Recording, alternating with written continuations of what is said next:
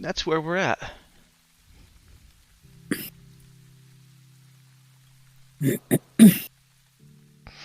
So, yeah. So, what's the plan then? We're just gonna get to the edge of the system? Or what's the plan here? We are going to leave. Out of character, didn't we basically just start hauling for the edge of the system right at the end of the last game? Yep. Yeah. It was like, fuck this, we're out. And then they started giving chase. We got a destination in mind, Cap? I don't remember. Mike, can you pull up the big map, please? And how much fuel do we have? We have one, or we're down to one, aren't we? You're down to one. Yeah, I was gonna say we should be. We burnt one to get here.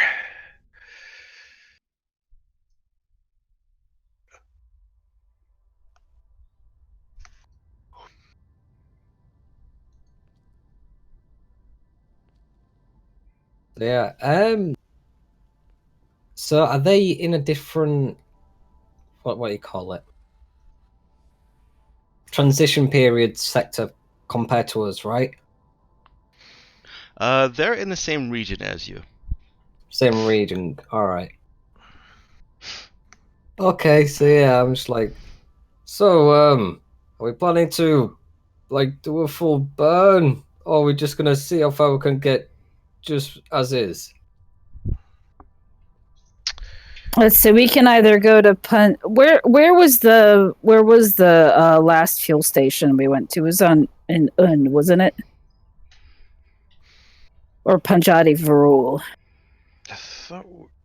You guys we're not negotiated fuel from UN. They didn't really want to fuel you, but they did. Because you have too many guns. Yep. Right. They only allow one or two guns. We had several. Yeah. It's not like they can't just believe us when we say, or not that we would tell them, well, we totally only have one working. Yeah.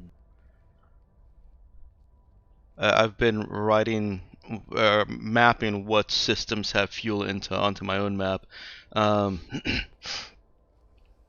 So around you are at Punjabi Varul. You can leap 2. So around you, fuel services are available at actually all the stations except directly to your upper left and upper right. So no as the good.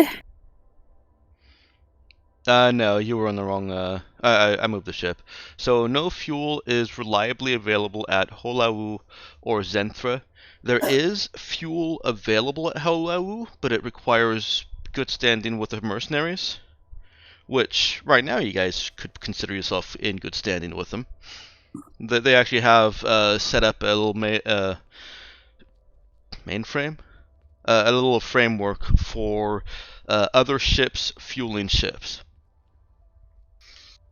Aren't they the ones that want this crew that we just captured? There is a bounty there for 2 of the people, yeah. Yeah. The planet wants them, yeah. All right, let's go for Holau again. Okay. Okay. So, just going there as is, or are we full burning there? Well, how fast is that other ship going? Kid, what are the sensors saying? Are they gonna catch us or not? Colleen is not there. Where is she? She's in the med bay, if you remember. Okay. Well, So she doesn't know we've started hauling ass. No, the last time we was just arguing that we shouldn't leave people behind when they have an emergency signal. Nobody has told her anything about the ship giving chase. All right, Cap calls down to Colleen. Colleen, I need you on your station. That ship that was giving the quote-unquote distress signal is now coming after us. You can't really trust anybody these days. Story of our lives. Mike, can I even pull up sensors from my station? Engineering? Yeah, you can look at a suite of sensors. Mhm. Would it be a program check to even interpret them, or? Depending on what you're trying to find, yes. What are you trying to do? That other ship's relative speed. Well, Hugo could probably tell you that too. Hmm. The pilot would be a good second choice, or possibly even primary choice. But if dude is just trying to look at it himself, that's not something that dude normally does. I would say for the pilot or the comms, it wouldn't even be a skill check, but for dude, it is going to be. So let's go Okay. ahead and roll. It's just going to be program int, difficulty Yeah. 6. He's just. I mean, he's curious. He figures that somebody else will be able to find out, but. Yeah, no, that's fine. Hugo, how likely are they to catch up to us? Whoa. If they're perimeter, eventually. If they're anything else, we might hopefully get away.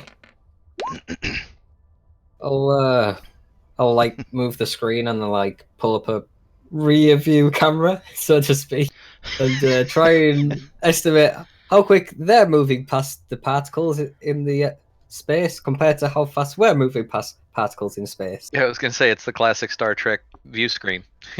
Let's look at the ship chasing us. Why? I don't know. We got to watch something. Yeah. So Matt, dude is not really able to make out what the data is. He can clearly see that there is data that would answer his question.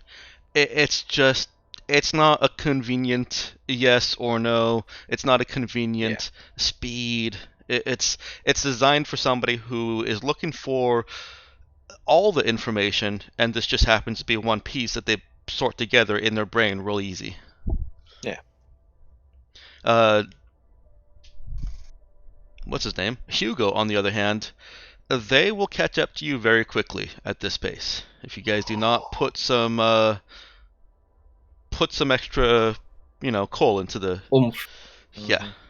Was this gonna put the test to your ship catch up I guess rules so. already? And I figured that's what he was getting them ready for. Oh, yeah. It was. Nobody objected to anything on there. Or we could find out what exactly that other ship is first. Whoa, I believe it's perimeter because they've been the ones searching for the ship we took out. We covered intel, didn't we? That detailed the fact that perimeter were onto them, especially with the fact they were dealing with a Trin. And then with us just being down there and dealing with a Trin, I think they'd very much like to talk to us, but in not a very persuasive manner. It'd be more of an interrogation kind of questioning. Yeah, it feels a little. Well, I mean, you'd think if they was the local cops, they would have just swooped in. They wouldn't have felt the need to try and draw us in with some sort of bullshit Oh, they aren't local distress cops. call. They aren't local. They get around. All right, but I mean, it's one of them, though. It's much easier to draw. It's like putting a bit of food out, hoping for like a bird or someone to come grab it, rather than chasing the bird. yeah, but if you're chasing criminals, why would you expect them to come on over? For Well, a I suppose distress it's a call? way to gauge it, though. If they come towards you willingly, e.g., if we went to help them out, it might have been a different conversation, but now we're running, which changes the conversation. Yeah. If we were an upstanding ship and we helped them out, I'm sure they would have had a different line of questioning. But instead, we turned and ran from a supposedly hurt ship. Well, I don't know that we ran. We just ignored them. We're running Yeah. now. Well, I wanted to run, so I'll say run. Well, if they're gonna be coming on to us, Do everything you can to get us the hell out of here. yeah, I always forget Chris, or sorry, Mike. Does it help at all for dude to actually be in the engine room? I always feel the need to go down there, but that's just the Star Trek talking. Yeah, as I've described before, if as long as I can keep it consistent. Um, excuse me, hang on. Yeah, you have to be down in the engine room to do the engine changes, e.g. to turn off the safeguard. Yeah, specifically for improving your speed in a chase, yes, you have to be in the engine room. Under normal circumstances, no, you don't have to be. Everything that you can do in the engine room, as far as the system and ship goes, or console goes, is available at your station, on the bridge. However, if there are any physical things that need to be done, obviously you have to be done in the engine room. All right. Well, dude stands up. All right, Cat. Well, if we're gonna be putting the pedal to the metal, I'm gonna be getting down to the engine room just in case we need something a little more oomph. So I'll stay on comms. And dude heads down to the engine room. It actually, Star Trek actually is a fair analogy. Scotty always went down to the engine room when something special was going on. Yeah, that was Geordi too. He would, most of the time he was up there, but sometimes they'd be like, "All right, I got to get down there." Yeah, and sometimes there are manual physical adjustments that can't be made automatically, and sometimes there's repairing shit that isn't working right. Exploding comm panels, because exactly. Why the hell would they have that much power? Whatever. Yeah, now dude's booking down to the engine room. And he'll set up shop in his little area. All right. I'm surprised we don't have chase music. Bum bum bum ba-da-dum dum bum bum bum bum ba-da-dum. Yeah. Well, you guys are kind of slowly chasing right now. Yeah. Although I don't think your sector map music looped. It is for me. Yeah, interesting. But I am about to change it, so that's fine. All right, dude makes his way down to the engine room. Mm-hmm. Does he pass Colleen coming out of the med bay? You're making it sound like we only have that one corridor. Depends, there's probably only one corridor coming out of the bridge generally, so he might have passed her there, depending on how quickly she left.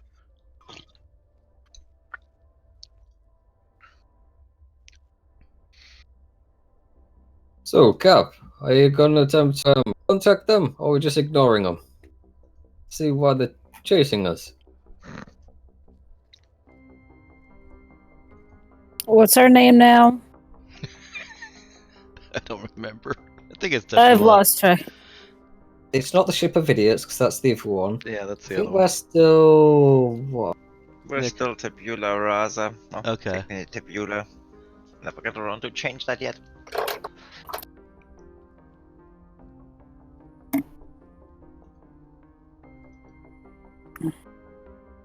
Yeah, we're just ignoring them. Well, we're gonna wait until Colleen gets up and mans the comms. Alright. Let me know if you get any ideas or a change of heart. Change of heart from turning tail and getting out of here when they're chasing us? Probably. Well, I was just more thinking if you wanted to engage them. I don't know what kind of weapons capabilities they have. I'd rather not. Me too. Me too.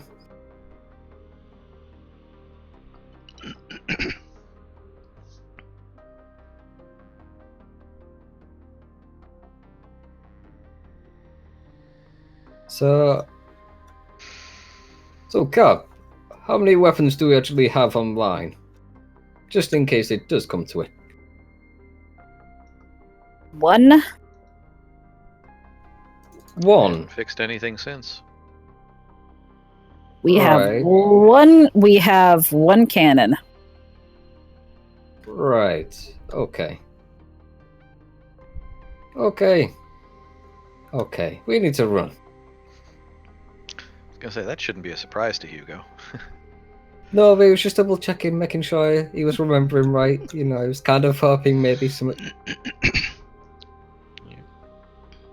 We need pre-tech if we're gonna get more guns online. Yep. Hugo's privately hoping that maybe you'd kept another gun from him that he didn't know. Eh, It that'd was. be entertaining. He was hoping for that, but I guess not. Mhm. I mean, worst case scenario, if it comes to the point where we just can't find any more pre-tech, what we could do, we'd get into a shipyard and get a refit and either tack on a few non-pre-tech weapons, some regular fucking guns, or pull a couple of our things off and sell them for parts. But yeah, that's down the line. All right, well, dude's in the engine room, so let him know if he needs to start shoveling coal. I would imagine at some point Colleen gets to the bridge. Yes, Colin makes it to the bridge. Well, in that case, you would use sensors and find out what exactly that other ship is.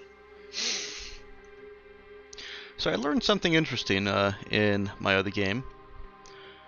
You're not actually supposed to be able to scan outside of combat range. They don't have long-range sensors. Yeah, you can long-range sensor, but you're not supposed to be able to do those specific scans outside of combat range. Like to What are you actually, supposed to get? huh?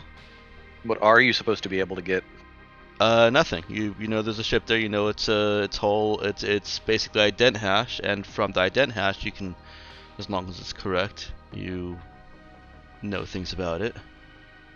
Yeah, it's That's like all it. you know is like it's a free merchant. It's called Greg. That's Yeah.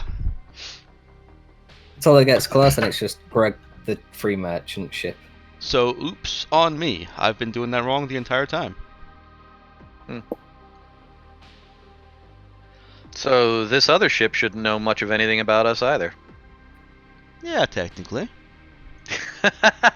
I mean, it's got to work both ways. No. Yeah. I'm the GM. I get to do special things. Mm-hmm. I mean, maybe they have special sensors. I was gonna Maybe say they're there's, seeing through their special eye. there's no higher level variants of stuff that bypass that shit, or is that just it?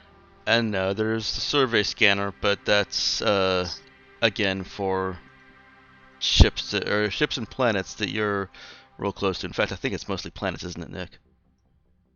It is exclusively for planets. Yeah, I thought so. Okay.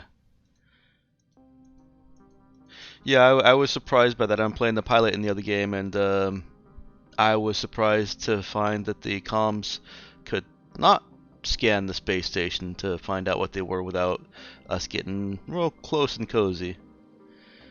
And I'm sitting there arguing, but no, it's right there in O. Oh, I see that.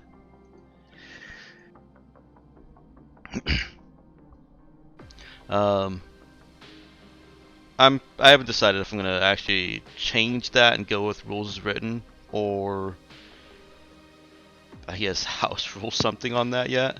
I have made detection a lot easier in this game, so I'm gonna stick with how I've been doing it so far. Which, all of that was kind of to give you a heads up that I may be changing that depending in the future. But for now, what would you like to know, Nick? Well, what type of ship are they and how many guns do they have?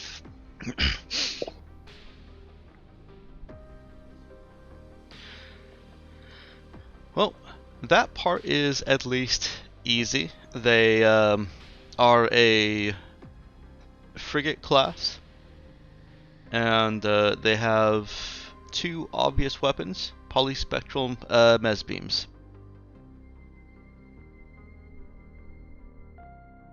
Also, are they sending out any sort of identifier?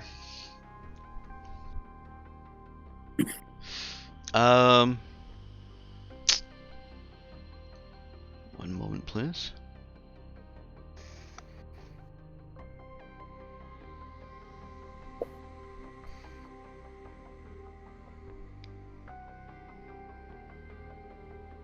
Yeah, so yeah. We've got fuck you guns. I like it. Well, there's more fuck you guns, capital F, but this is just a fuck you. In all fairness, there's something about those guns that might be useful to us. But they actually work. No. Oh, you, It's in the you first- reading it's the in the descriptive first ha- text? It's in the first Yeah, half of yeah, the sentence. Yeah, I know that part, but Yeah, I think Hugo he's doesn't know that part. referring to the Hugo fact that just they're knows the big TL5. guns. Yes, the part about the rare example of pre-tech weaponry. Yeah. Well, pretty much anything that's TL5 is potentially got some of that pre-tech. It doesn't necessarily. It's like I've described other things that were built using pre-tech before. It doesn't necessarily mean that they've got special pre-tech components.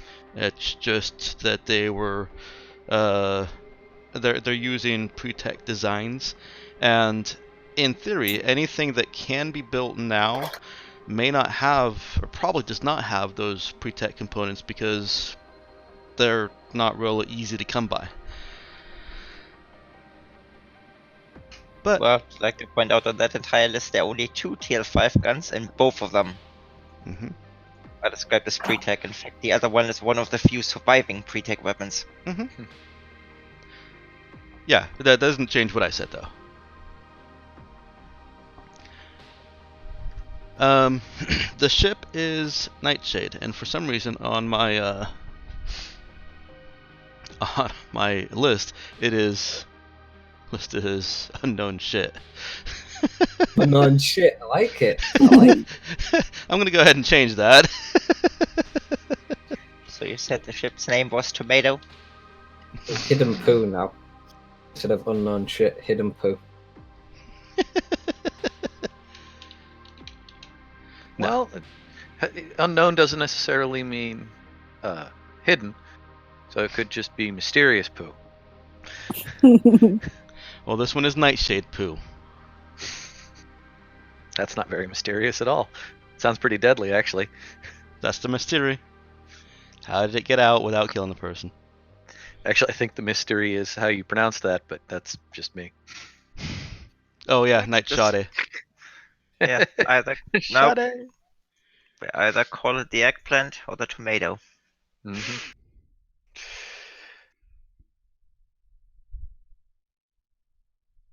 I like how the We're not in the right book. game Well- choice channel. Oh well. Captain, they are annoyingly armed, but they're a lot smaller than we are. So if they get close, we could do terrible things to them and take all their stuff.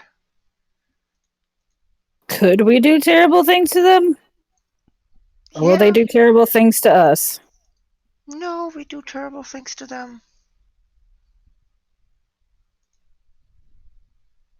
I mean, they're called the Nightshade, but I think they're more like a tomato. Hey.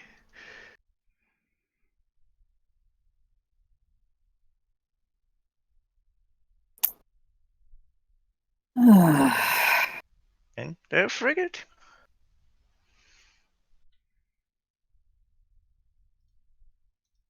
We could still find out what they want.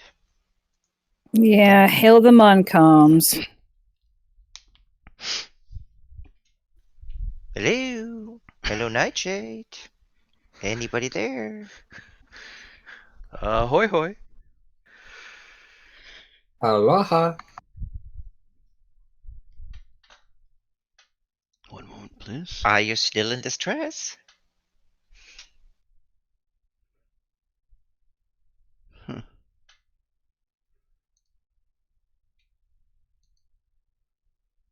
once.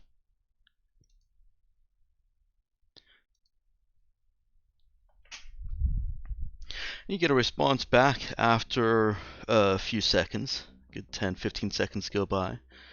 And you guys still at tabula, right? That was correct? Yes. Okay. Yep. And it's voice only. In response back, Tabula, you have a fugitive aboard your ship. Stop your engines immediately and prepare for boarding. Who is this fugitive? And who are you to say you can board us? The perimeter ship Nightshade. And who is this supposed fugitive? Anyone that you have taken up from Trinity Shade.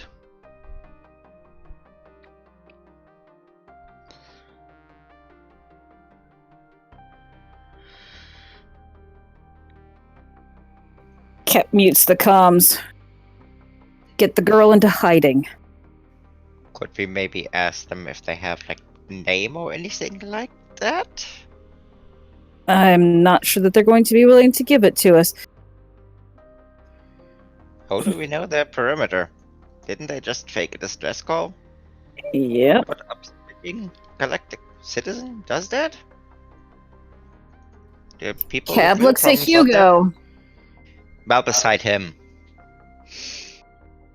And the girl, by the way, is still on the bridge with you, and she is looking very chafed at being called a girl. But she has kept her mouth shut. Sorry. Well, I mean, she is a girl. See, I've been playing God of War, so it's just boy.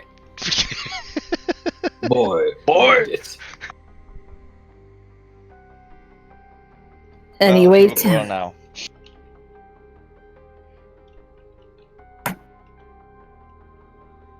now. Cap looks at Hugo. Would they do that? Would they do what? Pretend to be in distress. I mean, I would if I was them. Easier to catch a fish with bait than to wade into the water and chase it. Okay. Cap flips the comms back on. I need names of the fugitives you are after. We have prisoners.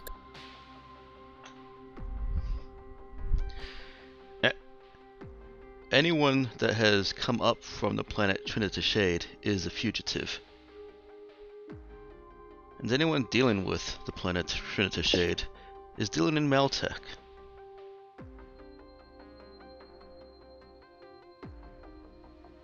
It's quite an accusation, and one I don't particularly care for. Then you shouldn't have come to Trinity Shade. We are bounty hunters.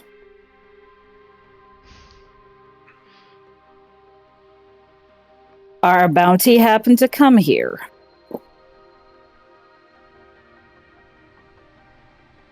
Put them on screen. They're in the brig. Then you won't mind us boarding and verifying.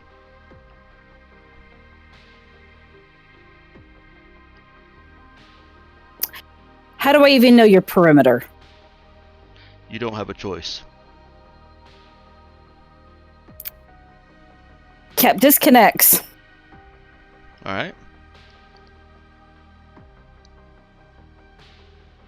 All right. I don't like their attitude. How about this? We tell them we're mandate.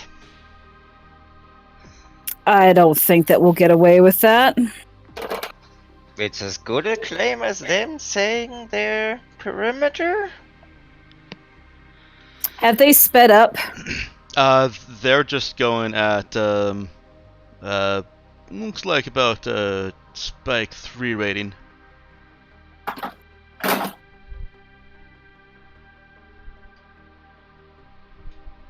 See, I'm Are they aware- within combat range? No, they're still quite a ways out from that. Yeah. So yeah, All right. currently we're matching their speed, but I'm sure they could probably make the difference. Let's just hope we get there quick enough to get out. Unless, of course, you're going to comply with them. I don't think so.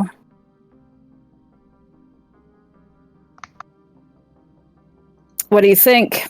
Should we? We'll have to hide the girl. Cap, put that We'll have on to hide. I'm not a girl. general channel. Yep. Like she has dude in communication as well. Sorry, young lady. Well, technically, didn't he just say anyone who comes up from that planet is basically a fugitive? That makes us fugitives because we were down there. I think he Second of all- means natives, but Well, the other problem is it wasn't Hugo running from the perimeter. And second of all, the second any of you, well, if they have that or have that info, are detected on a genetic scan, like last time we were boarded and scanned. yeah, I don't We see also any have a problem. particular. Yeah, I don't see any particular reason to cooperate with these assholes. That, or worst case scenario, they see our ship, they say it's a nice ship. Hey, we have a big Yeah. boarding party, you're all coming with us. Yeah, they provided no guarantees. They just said, look, believe us or don't, you don't got a choice. Well, I think we got a choice, and that choice is get the fuck out of here. That's my attitude on it.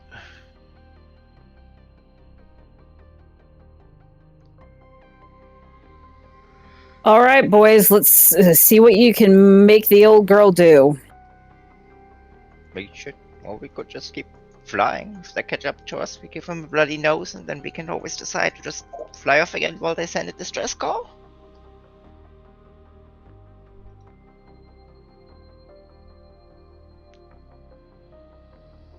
It's your choice, Captain. We burning this. I mean, shit could go wrong. Eileen, get yourself down to the cannon. Yes, Captain. She can actually do that from the bridge. Okay.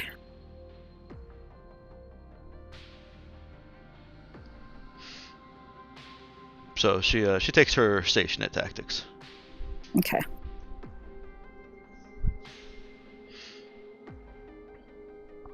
So they are catching up to you, and here we're going to get into a little rules part.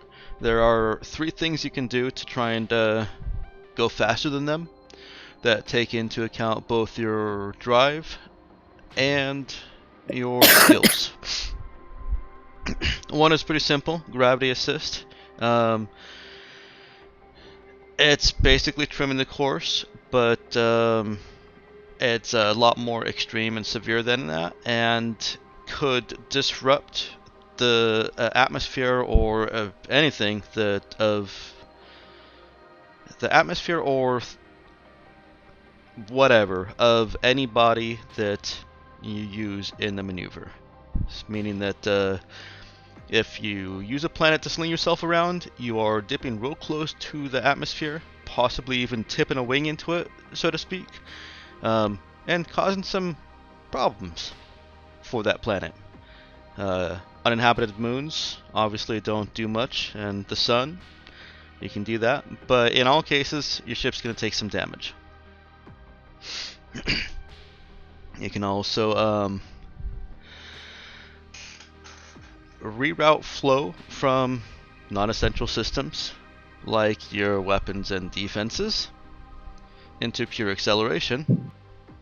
This necessarily disables your weapons and tactical defense systems until you can reconfigure, which takes some time. Yeah, not wanting to do that.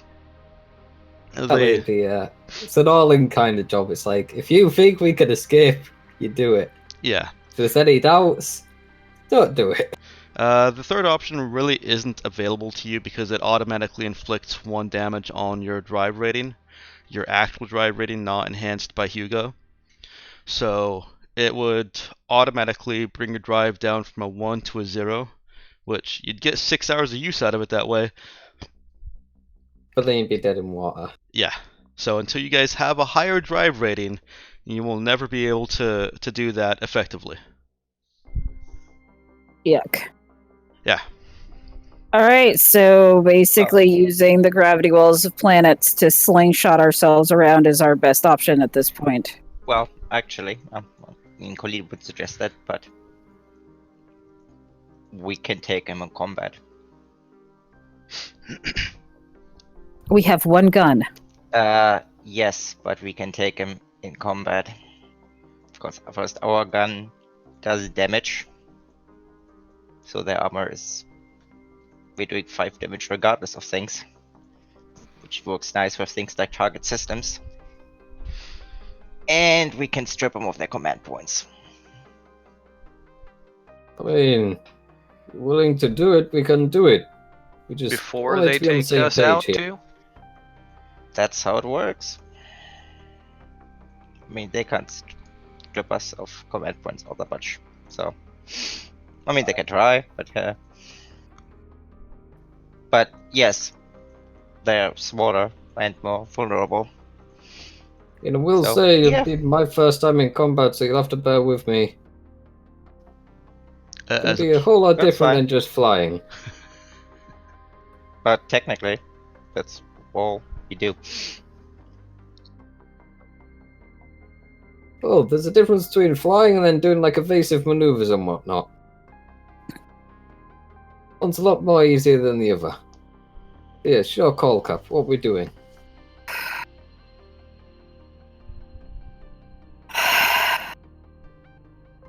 I mean, just think, if we take them here, maybe the other ship can come and intercept and help.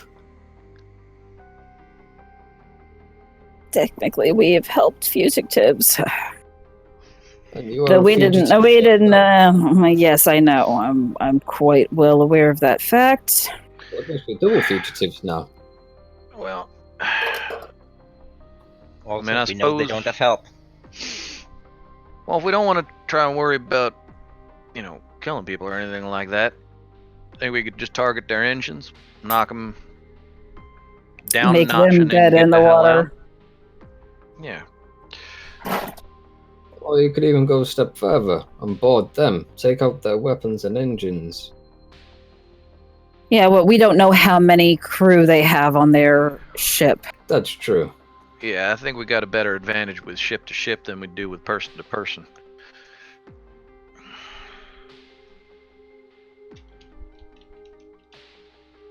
I mean, hell yeah, we beat them up enough though that they can't chase us anymore, and then we just get the hell out.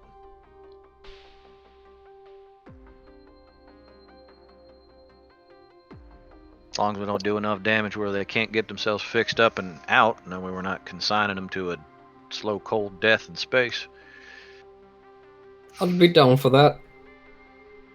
I mean, it's what they originally advertised for. Why not?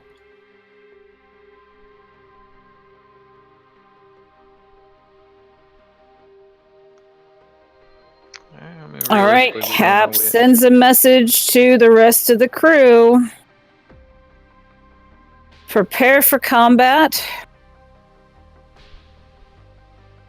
Arm yourselves in the event that we are boarded.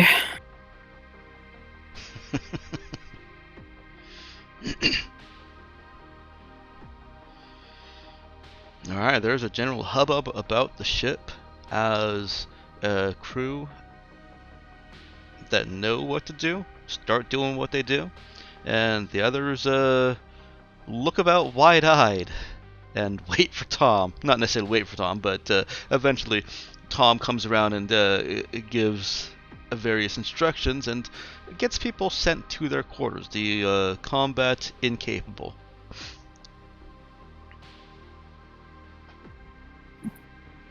It seems to be just Kevin and Tuvon. Chushin has already grabbed a weapon.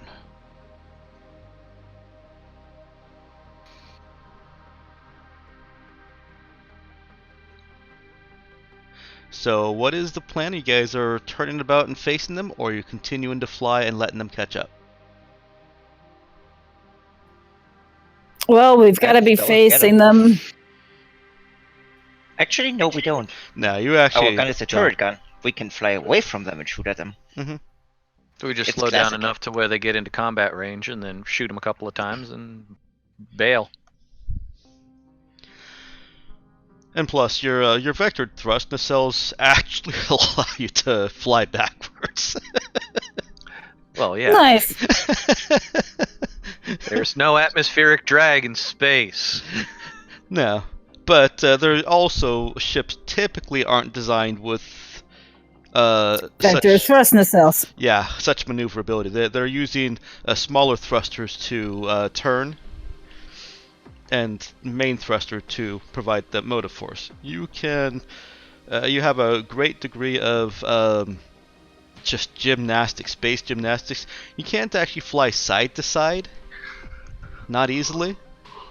But everything else, yep, you want to just. Well, not easily, but we could do a cool drift. You could definitely do a very cool drift. So we're not exactly the Willy Wonka glass elevator, up, down, left, right, but No. close. I've got a question. Yes.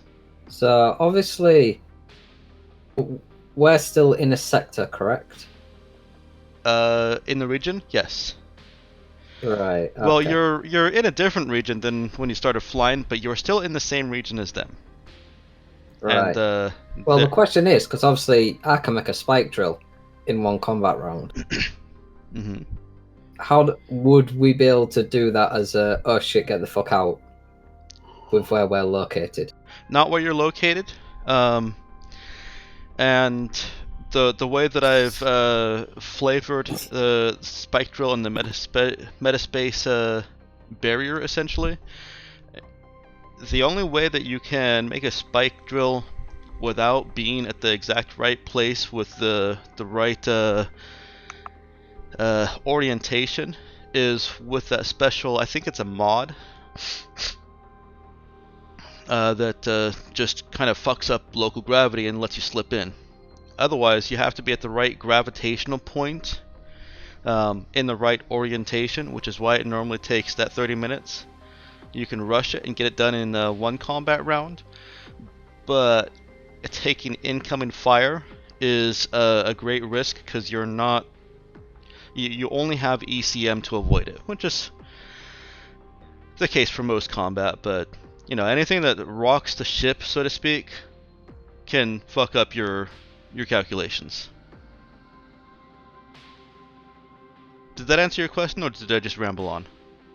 It didn't answer the question. Okay, what was the question? Sorry. No, because it answered a question, but it provided more questions, which is, so obviously normally to rush a drill it's +2, but you're saying an additional penalty you're enforcing is if we get shot, which we would, it'd be even harder to drill? I haven't put mechanics to that. And Because that's pretty much what happens is they get a free round of combat on us. they basically do get a free round of combat. Yeah, which is why it's that oh fuck button. Yeah, definitely. I'm not putting down exact penalties to that just yet. That's one that I want to just play by ear. So no, I don't know what it will do off the top of my head if you get hit while Hugo is trying to make that drill. Okay. If you'd like some examples that I can think of. No, it's okay. Okay. So it's, yeah.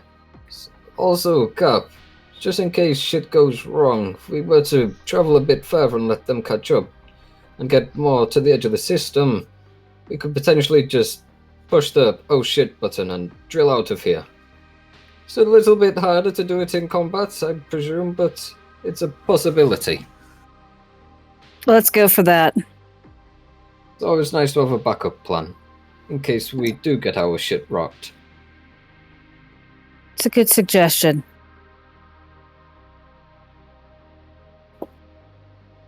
So, everyone ready for what's about to commence? Ben, let me also, you may not have looked at the actual house rules since I also added a gravity slam spike drill, where basically you're drilling as you're flying at breakneck towards the space. It is a faster drill than the normal.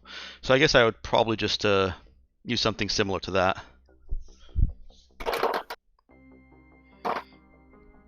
Depending on what you guys are doing. But it's still an additional option for Hugo to consider. You could just hit the gas, and if you get to that transition point before entering combat, then hit the button and hope you hit it right.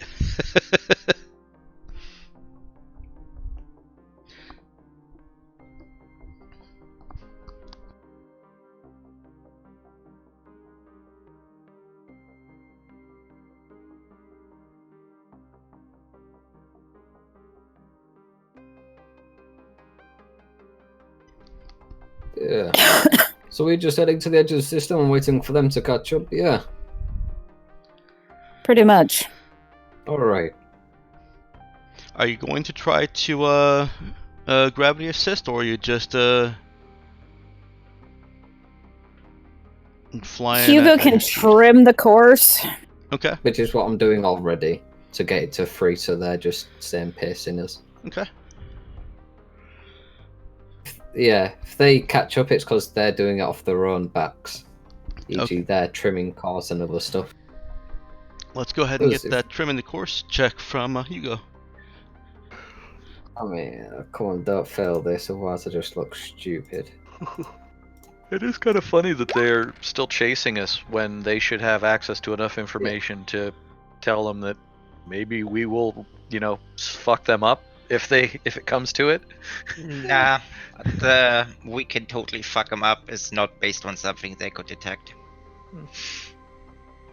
Nah, they yeah.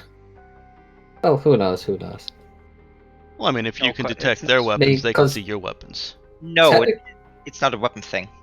Weapons, technically, they're kind of better than us. That's not why they could get fucked up. Also, they've seen us before.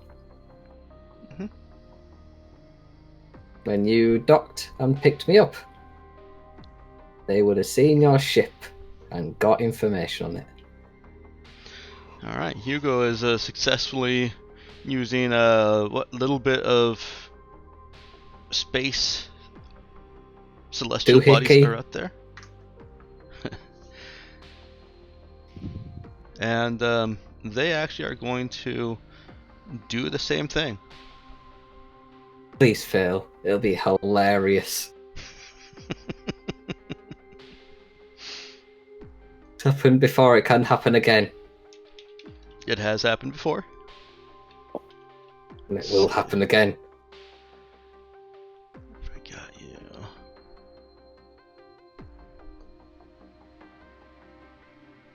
Alright.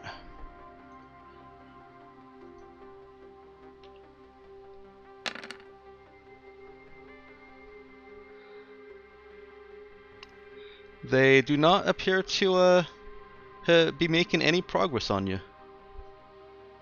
In fact, Do they get slowed down? they don't actually get slowed down on this. I didn't include that in the gravity assist. Oh, they're gravity assisting. Okay. Mm-hmm. Oh, there's no down. Oh, the downside is your damage. You could take damage. Yeah. Yeah. Yeah, trust me, I had much longer descriptions for all of these with much more complex mechanics, and I stripped them down because the extra complexity is I always add it at the beginning, and then I always strip it down because it's just not always that fun. Okay, so I see them heading towards a celestial body. I'm like, oh shit. Yeah, but Hugo can tell just from what he can see of their trajectory, the body, they're not hitting that right. And you guys are going to end up essentially scot-free unless they do something else to improve their speed against you. They'll only be able to continue pacing you. Whoa, looks like I'm getting a pay rise, or they're getting demotion. Because they seem to have not being able to. Yeah, they've fucked up. We've not put anything into the extra power, have we? Because I see what they're trying to do, but they're not going faster. I ain't done anything other than just keep an eye on shit, man. In which case, they fucked up. Might actually. Well, maybe their pilot's just not as good as you, Hugo. It's like, say that again. Say that again. And Hugo will pull out his phone. Pardon. She did say maybe. It's good enough for me. They just did it wrong. Yeah, he'll smack it and put his compad away. Okay. They do continue pursuing you for about an hour like this, and then they break off. You guys are about 4 hours apart region-wise. And you see them turn and head the other direction. First, it looks like they might be going back to one of these celestial bodies floating around, but after a couple of minutes, Hugo can see that their trajectory is on an intercept course for the other ship.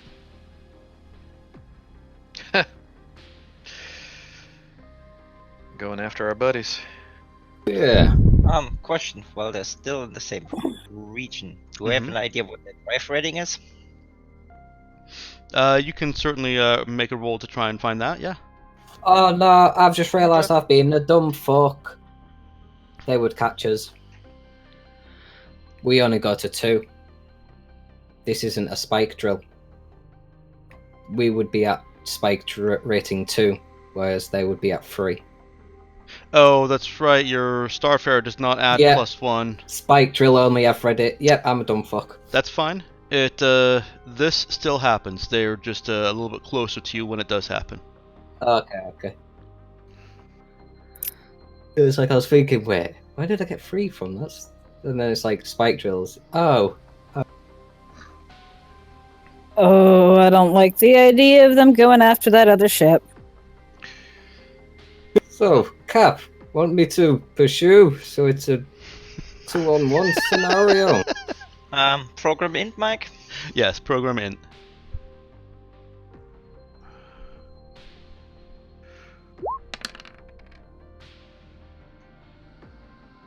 Oh no, with a terrible roll.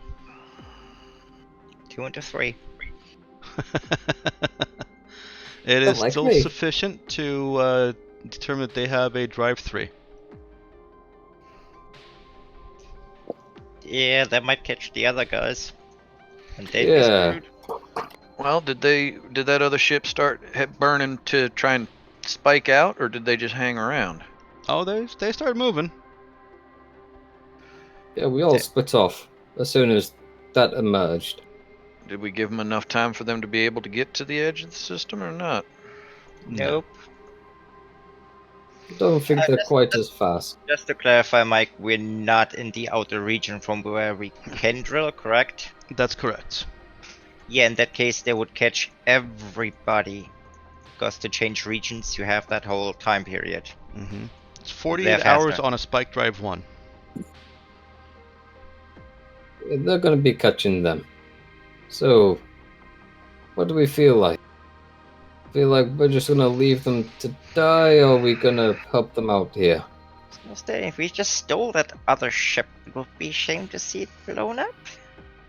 Yeah, and also, I mean, Who's we got gonna be value for telling money, but if we do leave it, who's telling our new friend here that, by the way, we let your friends die?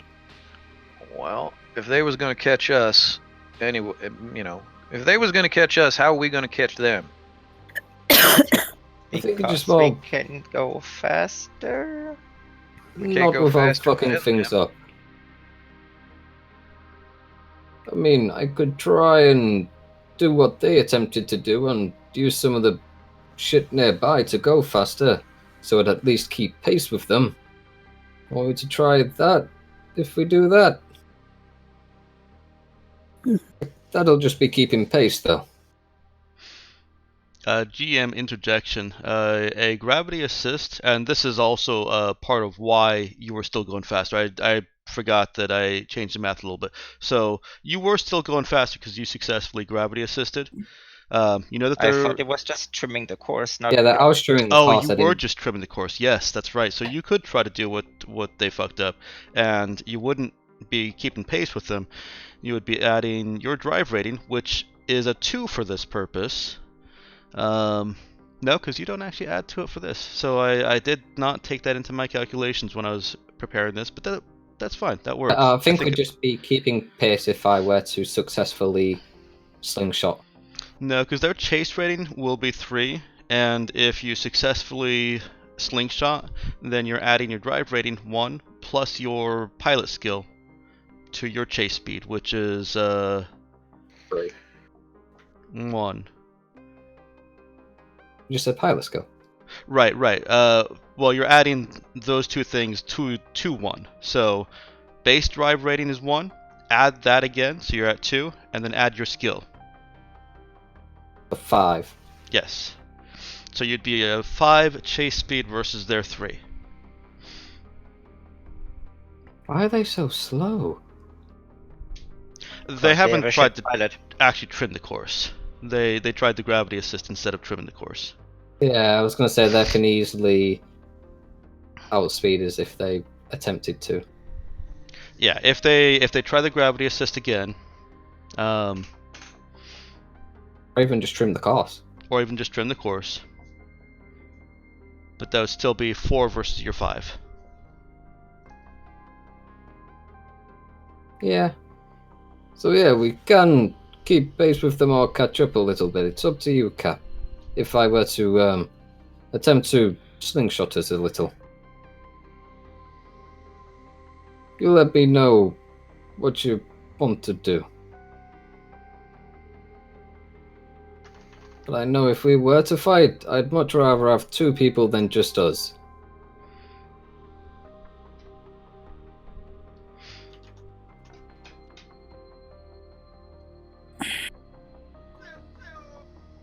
Cab was looking thoughtful for a second.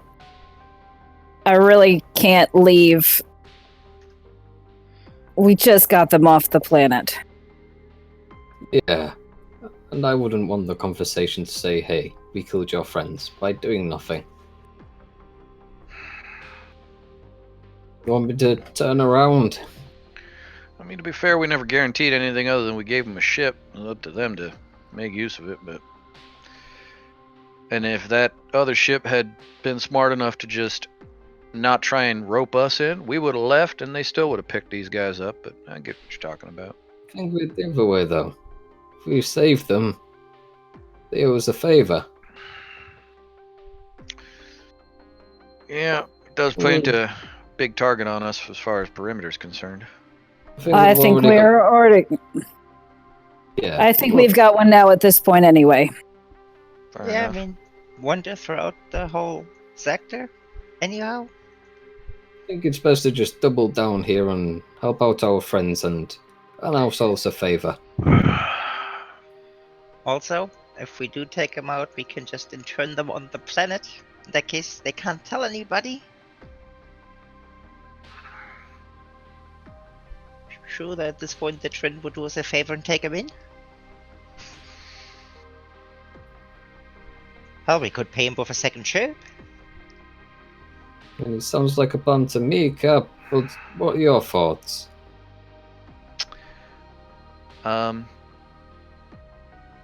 Cap's comm chair beeps with a little private chat request from Dude. She takes it. All it says is,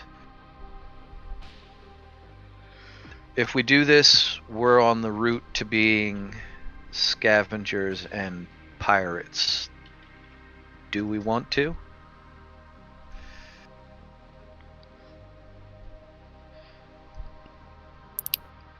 We're already scavengers. Well, yeah.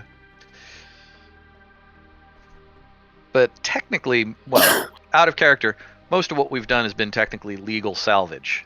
Technically, most of us don't know Cap overthrew a government somewhere Oh yeah, while we went looking.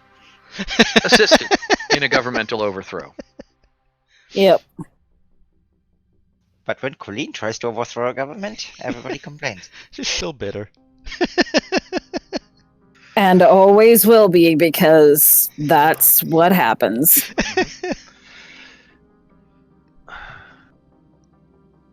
But yeah, that's just the note dude puts up. She sends a message back that says, "Yeah, I know." And tells Hugo to pursue. Okay. In which case, Also, I will. only a problem if they can tell anybody about it. Notwithstanding personal ethical considerations. I begin the slingshot. Alright, let's roll your damage. I should note in there that the damage is taken whether you succeed or fail. I presumed as much. It should be. Alright. You take 3 damage. Out of how much? 50, so down to 47. Yeah. Actually, it's more than 50 because you've got Cap as captain. This comes off your but 20%. only in combat. Oh, is that only in At the combat? beginning of beginning of combat. At least I'm Awesome. pretty So sure that makes that's this what it more was. effective. Cool. Good. Now is that coming off of ablative shielding or? Yeah, it's coming off of armor and shielding essentially. It's technically coming off the entire ship, but it's repaired as normal hit point damage, which is very cheap to repair. I was gonna say we got plenty of scrap to repair that shit. Takes time and effort. Yeah. Dude's got nothing else to do. I'll go at whatever speed Caps wants me to do, whether that's actually pursue them or keep pace until they get into range. Go to ludicrous speed. What speed do you want him to go at, Cap? Because it is a decision that needs to be made before he actually finishes his maneuver. I want him to catch up. Okay. Are you trying to catch up before they reach the other ship, or are you trying to time it so that you all are in the same combat space together? All in the same combat space together. Okay. That is quite a bit trickier, but Hugo is a pretty competent pilot. And so he finishes his maneuver, and it seems like you've got a pretty good intercept.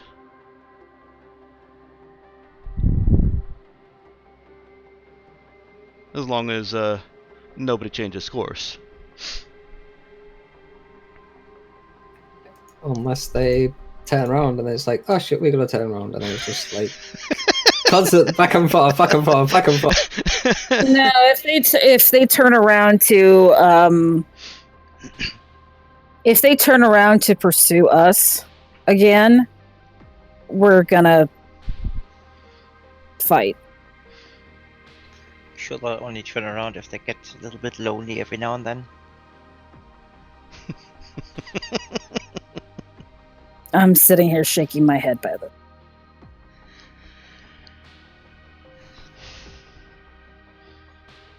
Well, Trinidad Shade is on, shit, I can't remember whether I put it on the inside or outside. I'll just drop it. Okay, so you guys have turned around and used some other planet out there that's been unidentified as a body to slingshot around. You've plotted a course and slingshotted so that you'll intercept Nightshade at the same time that they get into combat range with the other ship. couple of hours go by at this. Let's see, how long is this gonna take? Differences. But then they've got space on them. Let's give it. Let's just go with a even. It's gonna take 4 hours. A couple of hours go by, and they start slowing down. You're now going to overtake them or enter combat range well before they reach the other ship. They don't want to fight two ships. I mean, I don't blame them. And Hugo notices that they're slowing down so much that they're coming to effectively a complete stop relative to the space around them. Relative to this system. Shortly after that, they disappear from your sensors. You've lost your detection lock on them. How is that possible? I forget. It's not, mechanically. Yeah, I was gonna say. And none of your characters have ever seen anything like that either. They Including just... Hugo. Yeah, Hugo's just like, have they just done... Have they just put on like an invisibility cloak or some shit? What the fuck? Oh, unless potentially they've just said fuck it and drilled. Shouldn't we have been able to detect that? Yes. Yeah, but I mean, I'm just guessing. I'm trying to find logic where it's not there.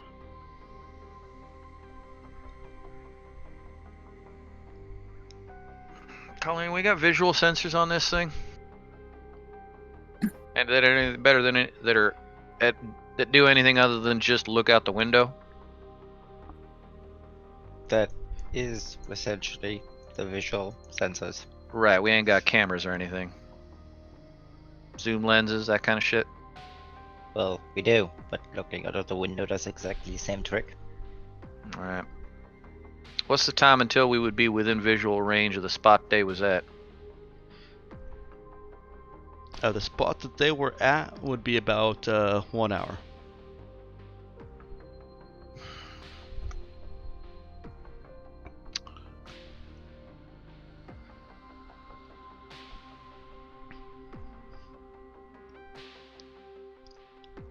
Which means they could be creeping up on us and we would never know.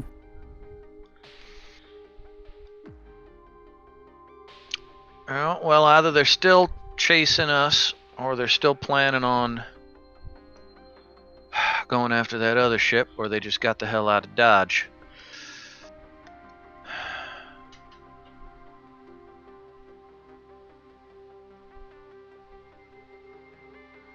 Well, my vote is we still head over to the other ship. If they pop out of nowhere, at least we got two ships in range.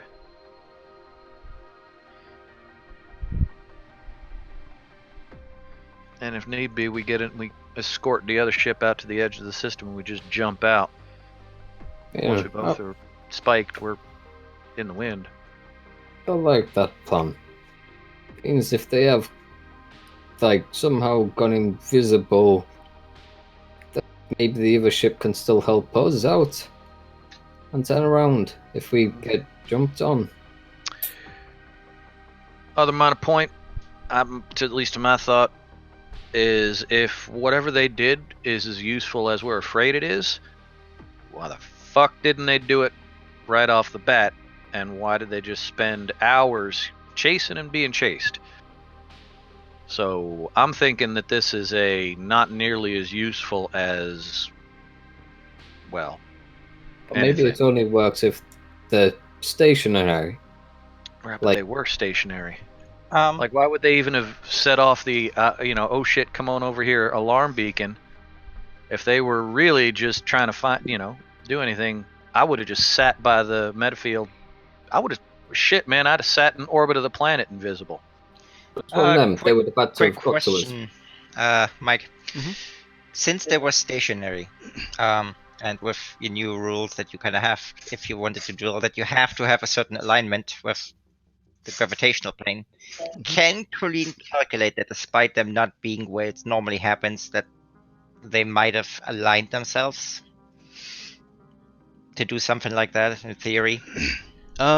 You would have seen a spike drill using any technology that Colleen can either knows or can conceive of.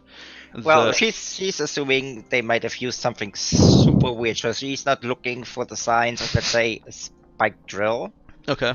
But since they came to a spot before, assuming that they used something weird that she couldn't detect, them coming to a stop and their positioning, can she calculate if they were lining themselves, let's say, as if they wanted to do a spike drill?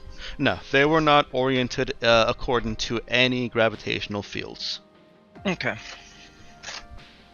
And with my fluff, they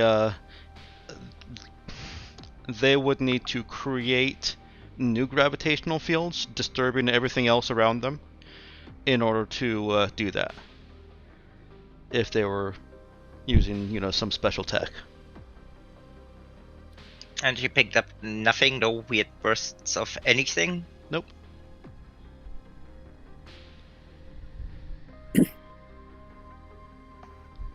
Oh, I was gonna say, and depending on how light delay at range is, how long ago this actually happened, but we're not playing with that kind of. No, you're in the same region. You're seeing everything effectively as it happens. Maybe a few seconds delay, but Right. not enough. Functionally real time. Functionally real time. Yeah, makes sense.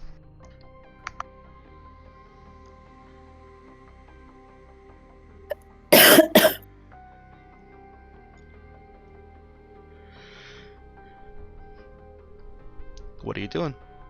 I'm gonna say, Cap, we're gonna keep heading over to our buddies. Yeah, let's give him an escort out of the system. Well, I guess.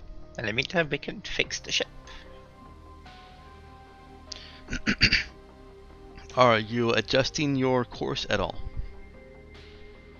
Y- Want me to go a bit faster to catch up? You can't actually go a bit faster because you're already going faster than your drives can move you using the gravity. Yep. Unless you start using heartburn. Which I But don't more want to like- do. I meant more just. Oh no, 'cause we were aiming to get to them anyway, weren't we? Which case, You were. yeah, it don't matter. Mm-hmm. Yeah, you will intercept the point where you saw them disappear in 1 hour. You will intercept Starbase or Ship of Idiots in 2 hours.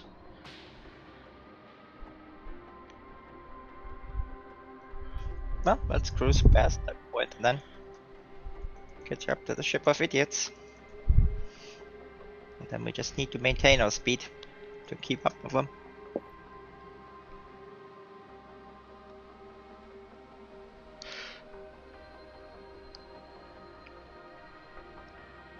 Alright, is that the decision?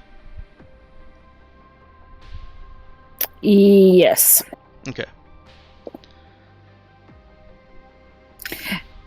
I want everyone on alert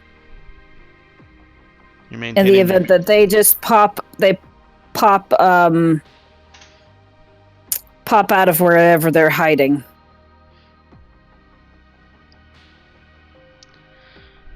You maintain red alert throughout the ship. Unfortunately, yeah. Alright, it's a tense hour that goes by. You hear the occasional report from people who have taken responsibility for other people. Tom says that Tuvan is pretty dang scared. Kevin is also kind of going into a bit of a oh shit, but quietly mode. And Chishin is getting real fidgety.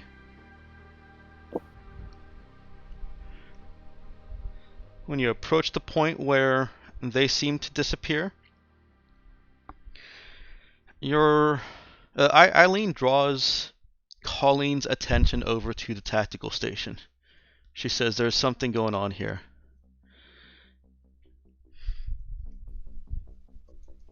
What? Oh, Talk to me. What's happening? Colleen walks over to the station, or does she pull it up on her own? She would pull it up on her own because she has a finger on buttons. Yep, okay. Eileen, using some sophisticated screen sharing technology, is able to trace around the data that she's seeing. It looks like your ship is effectively, it's detecting another ship and trying to get a combat lock, or at least feed some data to you, but it keeps losing it.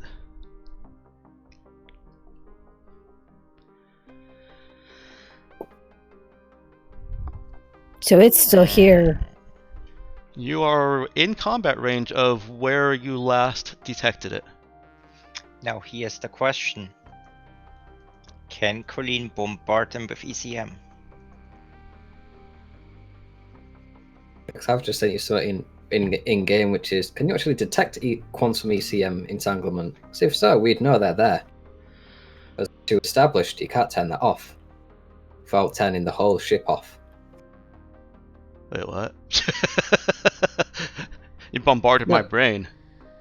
No. Do you know, like, QECM Mhm. to stop lock-ons and shit? When we landed on Trin, you said you can't turn it off without turning the whole ship off. Can we scan an area for entanglement so we know if they're in that area? The reason I said that is because it's the drive that's generating it. Exactly. So obviously, if they've turned off their drive, then they're dead in the water. And we have free reign on them. But if the drive's still there, then it's still happening. Therefore, But we how should would be able you to detect detect it. that past whatever is making them undetectable? That's the part that I'm not understanding. Obviously, if they're invisible, but they'll still have quantum ECM active, and therefore you're trying to detect the ECM by seeing what you can't lock onto, what Okay. gets scrambled. So So you're looking for what you can't see, in a way. Yeah, and that's actually what your ship is kind of trying to do. That's why you're getting this I'm confused blip from the ship. Which is, we're just seeing, like, oh yeah, you can see the old space. There's like a little blurred spot. And Colleen wants to know if she can blast them with ECM. Yes. Well, if you want to get technical, the equivalent of the crash systems. They're there, somewhere, but moving. Fine. Can I do terrible? Yeah, can I basically crash and detect the systems with our ECM? To either force them out or just screw them. I'd let you try that. I'm not going to tell you the difficulty because Colleen has no idea how difficult this would be. Colleen never does. That's fair.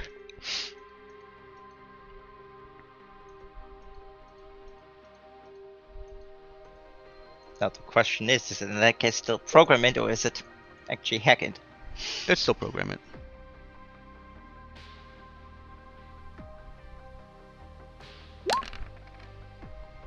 You rang?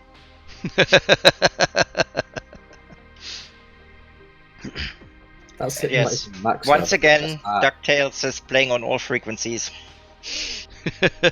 Well, Just like Colleen- the Derringer. Colleen does some things, and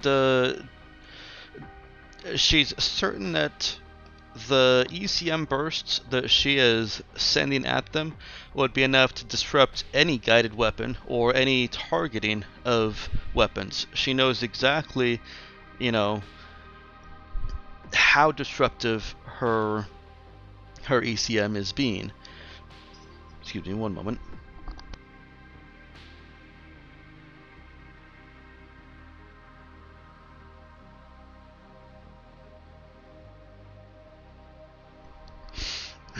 And she knows exactly how annoying DuckTales. Well, maybe she doesn't know exactly how annoying DuckTales is. She enjoys it. There It are is the waves. best theme song. There are waves of woo going through space right now, piercing Also through. from Colleen, one occasion. She can not that end. Woo. And on the bridge, you occasionally hear Colleen woo Hmm. woo. The ECM bursts that she is sending out, some of it ends up coming back at you. It bounces off something there.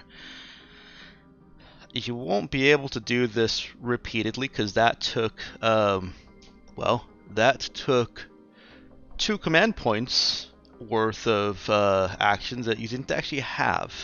Actually, we do. Just from Cap. That's true. So We can all just It's stick the the 2 free do command my points. We just have duty. those. yeah, so yeah. You can do it twice if you want, so we can just do our duty. Or even 3 times. Yeah. You're not actually in combat. But yeah, narratively, this is not something that Colleen will be able to continue doing. But she is able to kind of ghost out where the ship is, and yes, the ship is just there. Can she relay this to Eileen? Basically, like the good old sonar thing. This is where it's pinged off. With that, can you narrow it down and maybe put a shot through them?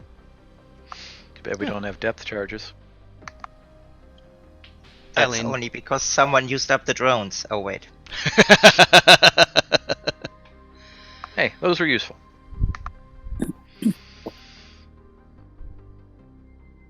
Eileen tries to get a combat lock. Pull up Eileen's sheet. Not that the sheet Come on. actually matters. Come on, Eileen.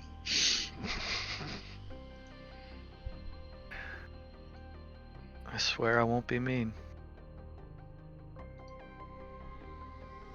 Because yes, in this moment, she does mean everything. She always does. She's very intense.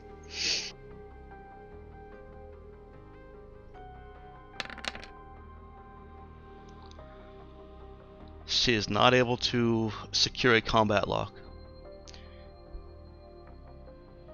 Bum bum ba dum. Can she just fire where it's at? Like a bland fire? I was gonna say blind fire. You can certainly try that if you want. You really only have 1 more round before you're out of combat range at this speed, so choose your action carefully. Now question. Eileen is a warrior? She's an NPC. Alright. Well, I would take the shot with the best she got.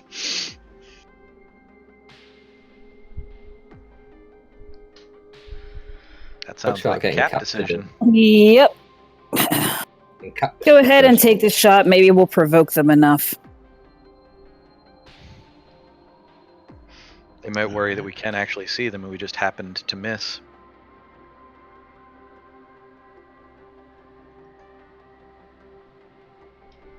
I think it should work doing it like this. Wait, hang on. What is Eileen's actual attack bonus? Oh, yeah. She's a martial human, so NPCs don't get much better than that, but I'll make her a little bit better.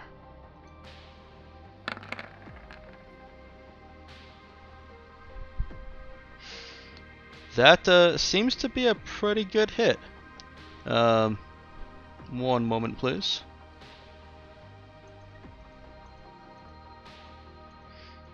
I have to look up something else.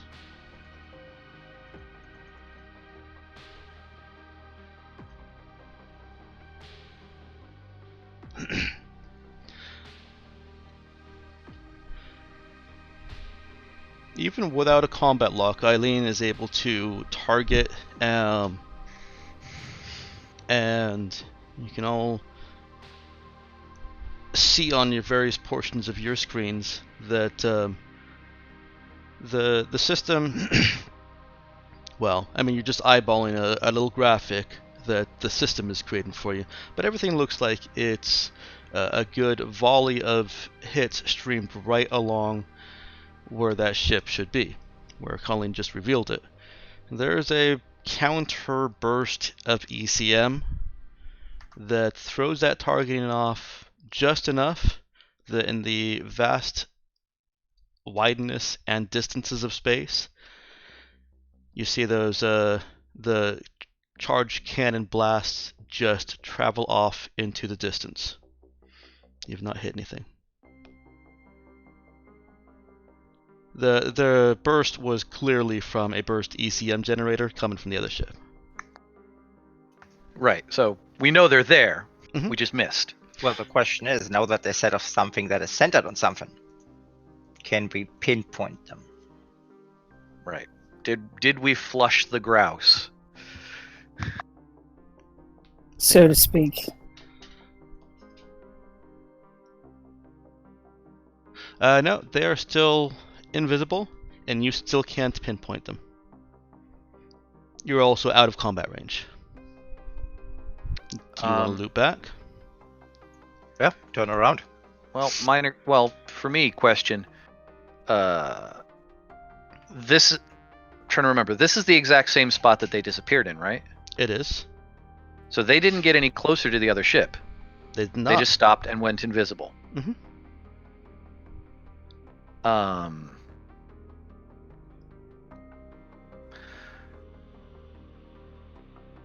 Okay, I mean, it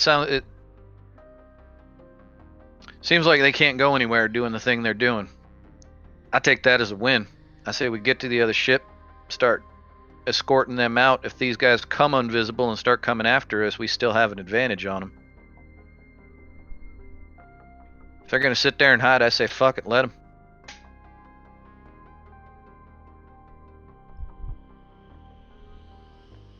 I don't like they're going anywhere. And if they decided to start moving again, we'll see it. Right. But we have better chances while they're not moving. Do we? I mean, we missed. Yeah. We can't see shit. Well, they won't be able to keep this up. It's better than them deciding they want to try it and coming in armed. If we swing back around, take another pot shot at them.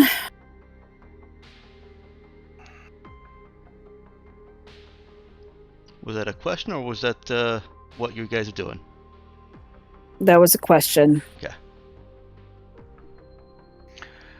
Well, I don't know. Well, shit. I mean, if they ain't going anywhere, we could just hang out and start getting cheap shooting at them. But if we provoke them more, they might do something else. I mean, they ain't supposed to be able to do what they're doing right now. Well, we don't know what else they got. Charge that generator. So might as well do it now while it's recharging. Well, we don't even know how that works. I don't know if they can just do this forever.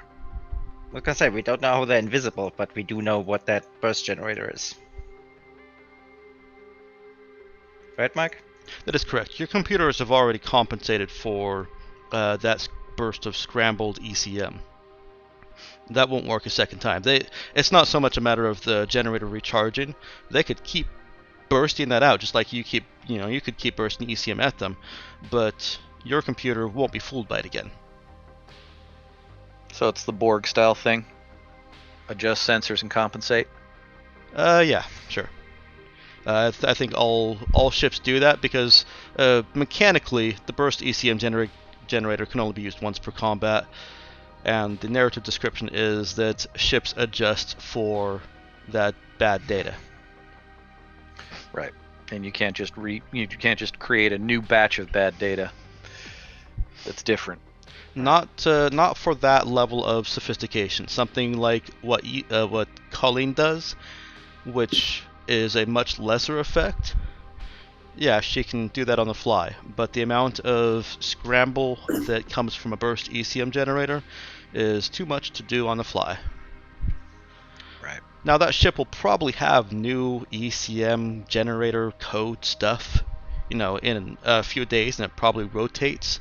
It's just not happening right now.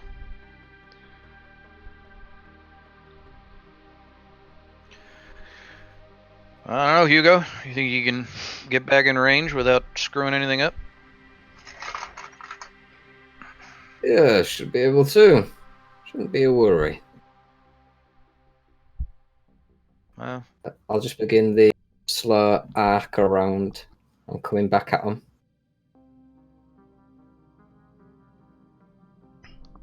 Apply brake, slowly turn. Well, in space, you don't actually have to arc around. Yeah. no, man. No, You just, 3 you points, just, sir. you just, you grab the e-brake handle, you yank that shit, Watch everyone go and flying start everywhere. spin the wheel. Yeah. We've got vector thrust nacelles. We don't need to do that shit. Oh, come on, man. Tokyo. We need to. Where's the initial D music? Deja vu. We need to get some Tokyo Drift in here. I can't. Copyright. I know. But anyone who watches this will have that in their head now. Assuming they know what it is, which I don't, so Yeah. You're not me really missing anything. neither.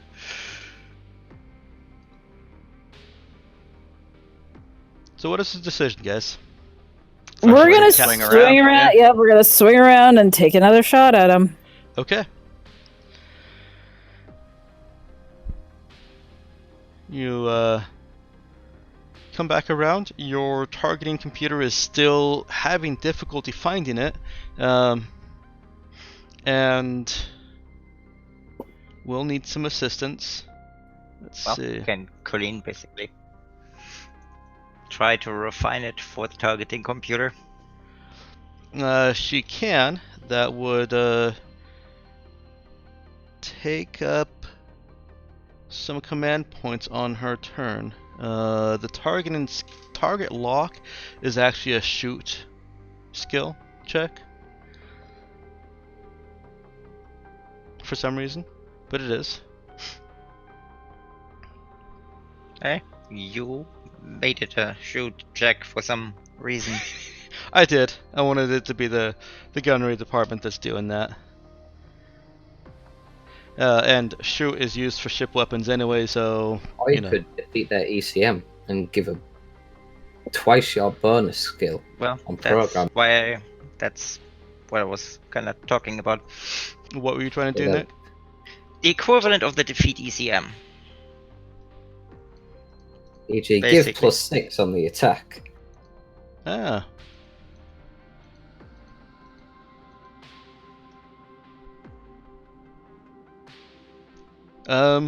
I would let you use that to add, not double your program skill, but the equivalent of your program skill to the shoot skill check that Eileen makes, which maths out similarly. To get the log. Okay. Let's roll initiative first. Okay. Hang on, let me move some things out of my screen here.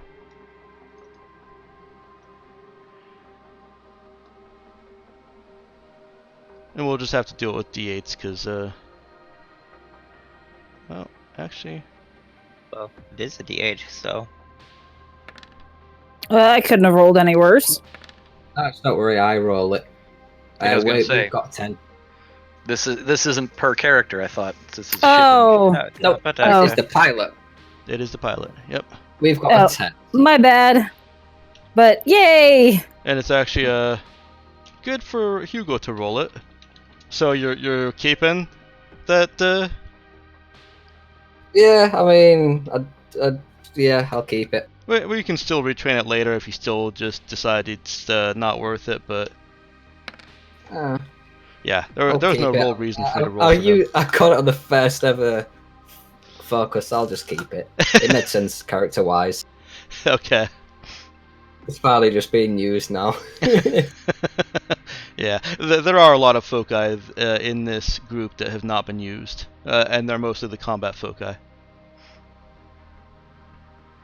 Yeah, Okay. we're talking about alert, because I've never used it. Yeah.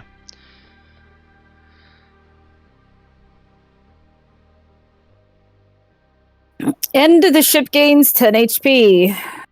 I presume that's like 10 HP. Yep. Yeah. Mhm. Okay. Temporary, but nice to have.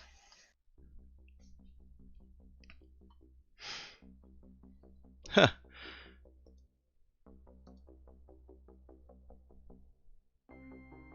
I should make it take command points to gain a target lock if you're in combat when you do it.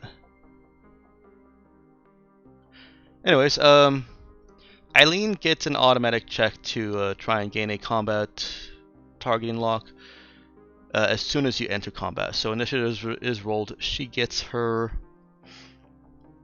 check. Is there defeat ECM?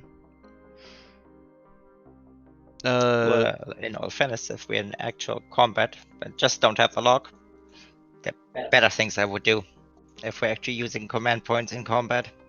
We're actually using command points in combat. On that case, we have a so much better strategy. In which case, Eileen can keep shooting at some punchy will hit, or get her lock. Let me put it this way.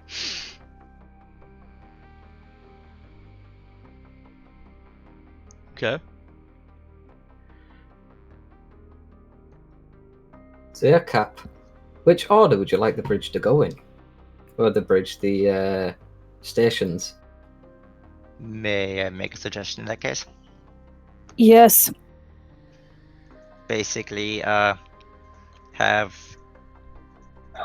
Hugo doesn't actually need to do much, so he can just generate points. We have 2 for B automatically, so either he just adds 1 or does the above and beyond.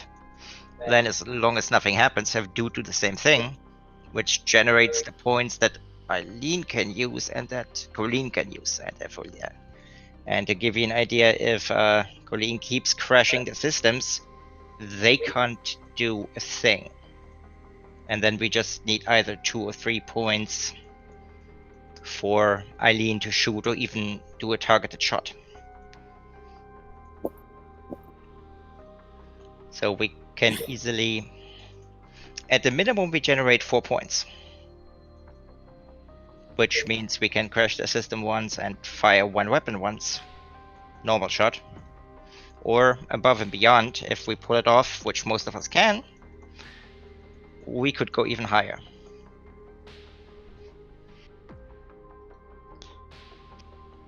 But yeah, that will be my suggestion there. It's assuming that we can crash their systems, but go ahead. It's an opposed program check. I'm willing to bet on Colleen. I like that bet as well.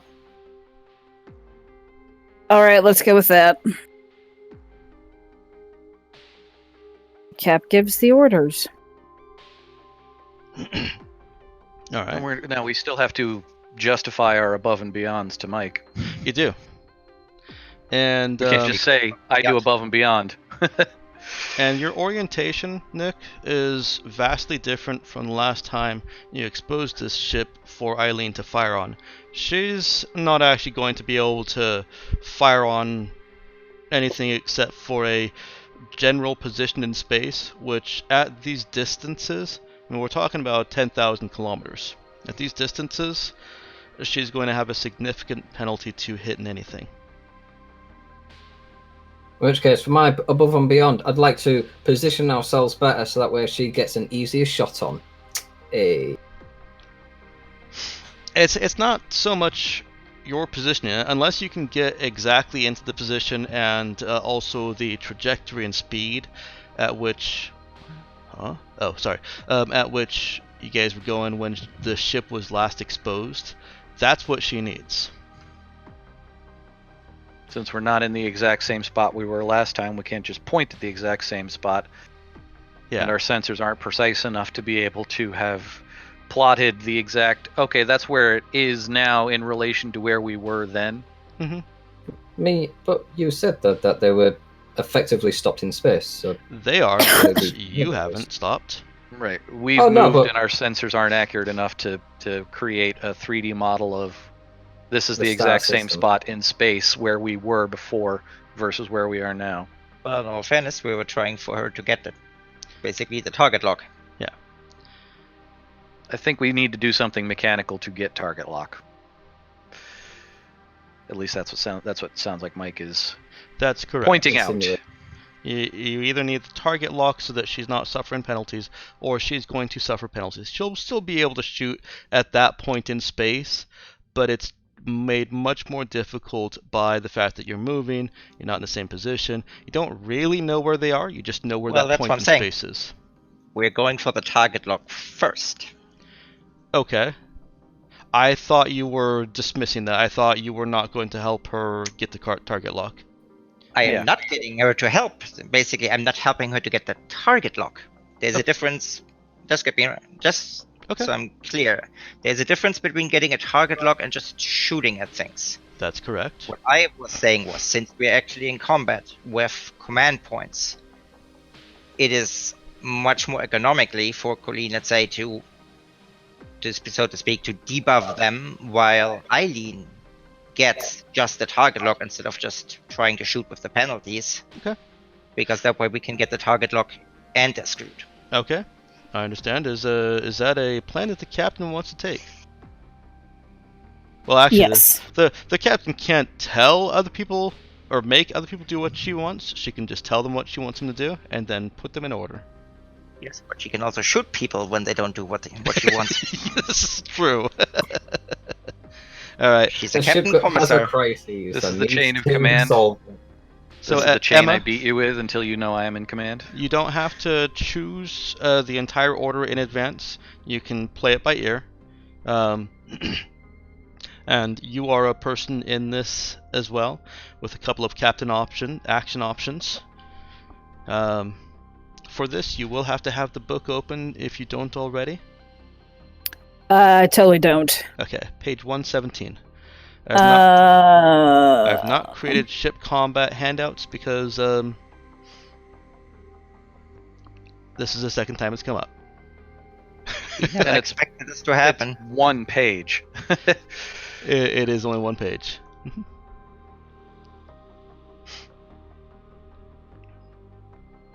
What page is this? Oh, this is not how I open the house rules. All right.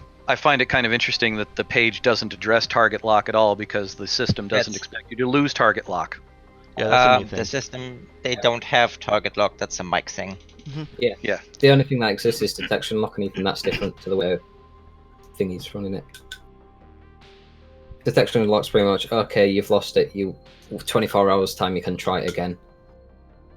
But whereas ours is different. I need. I need to figure out where this is.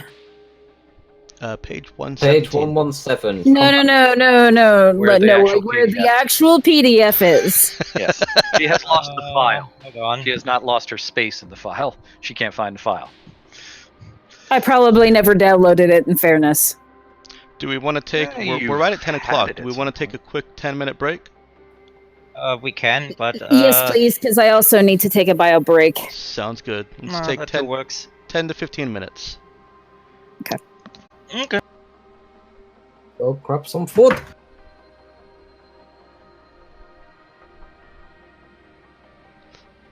And now everybody is back. So let's go ahead and resume. Oh, I was going to say, that seemed really tiny, but you have to... You click can on zoom it. in. And I can break those out into their own special things if need be. Should be alright like that. Yeah, lets you know what everyone can do.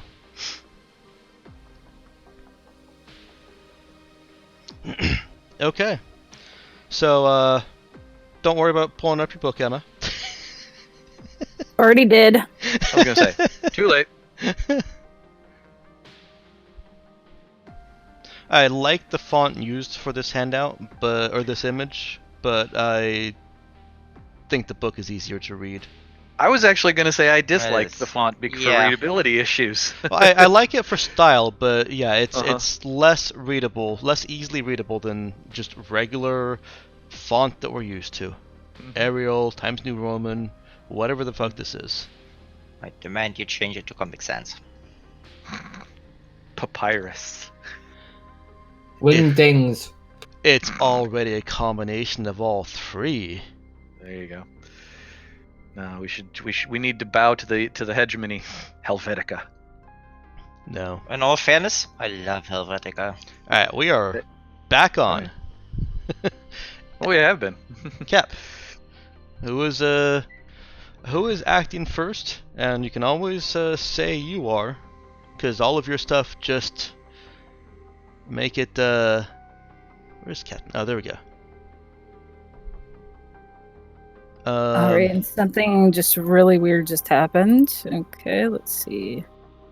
There we go. Oh, right. You actually only have one active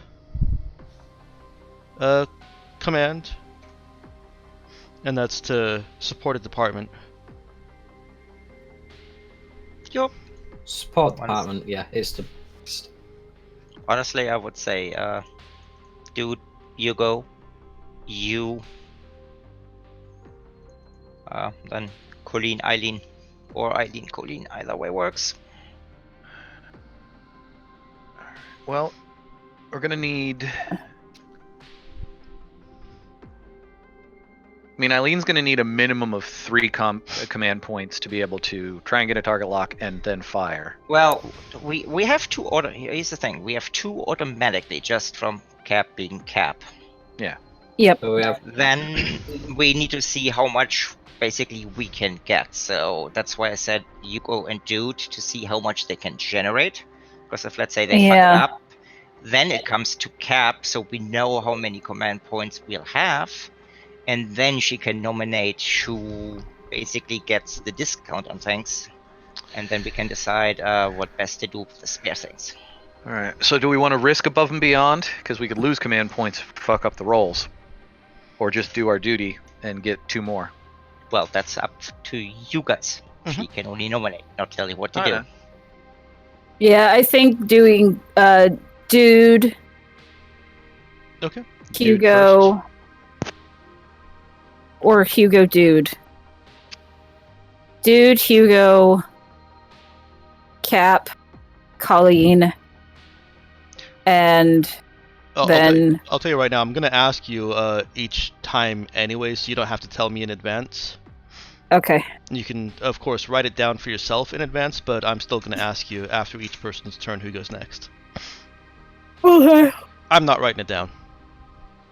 Okay. So who's going first? Dude. Yeah. All right. Want suggestions? Well, just trying to think against difficulty 9. That's rough. Yeah, it is. Wait, how is that rough? Because you can roll 2 1s, You are also an expert if it came down to it. and I can still roll 2 1s.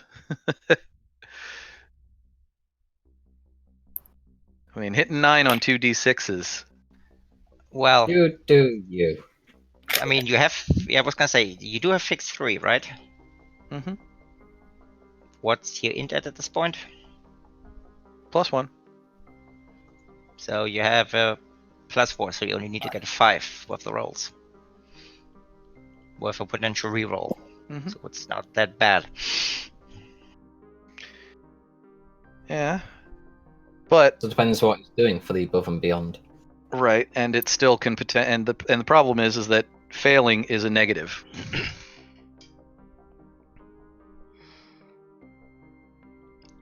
Yeah, what's dude doing? Mm-hmm.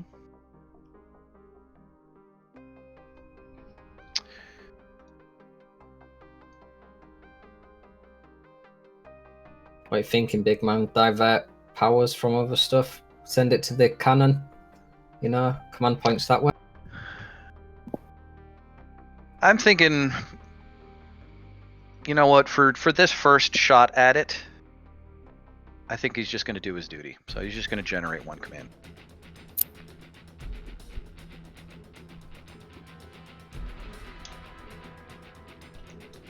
Intense music. Dun, dun, dun, dun, dun, dun, dun, dun, dun. Okay. Who goes next, Emma? Hugo.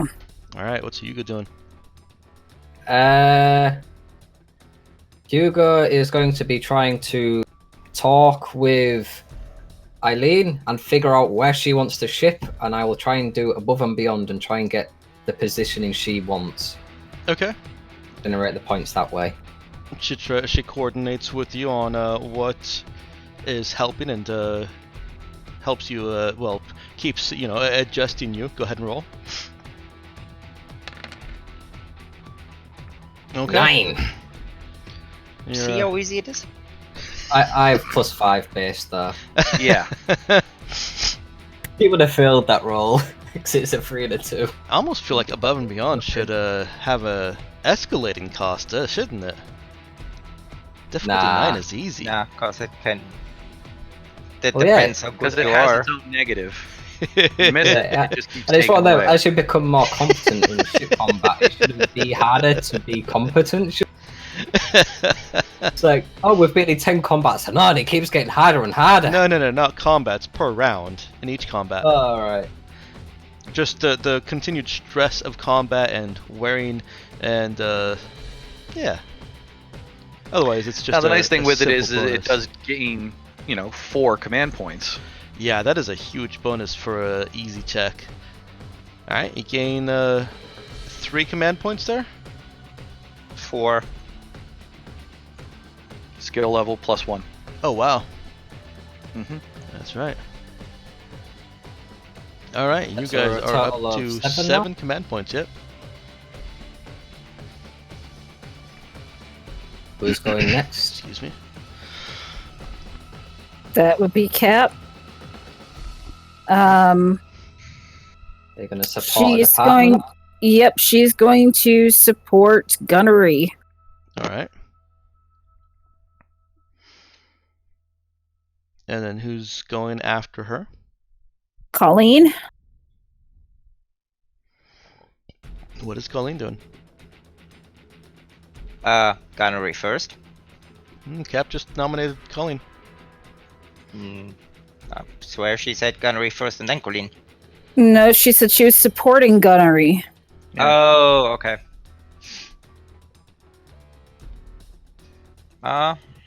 Doesn't Colleen have to burst to be able to No. support gunnery? Thought that's what we were doing. No, not if the target systems basically does what it needs to do. No, Colleen has something else to do.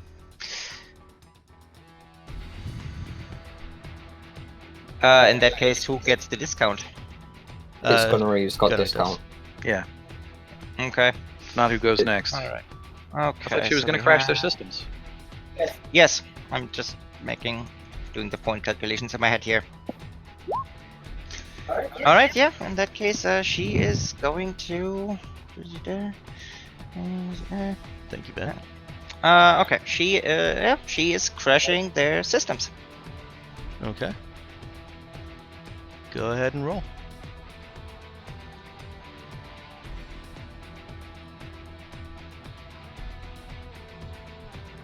Or wait, I thought it was going to be defeat ECM. Oh. Nope.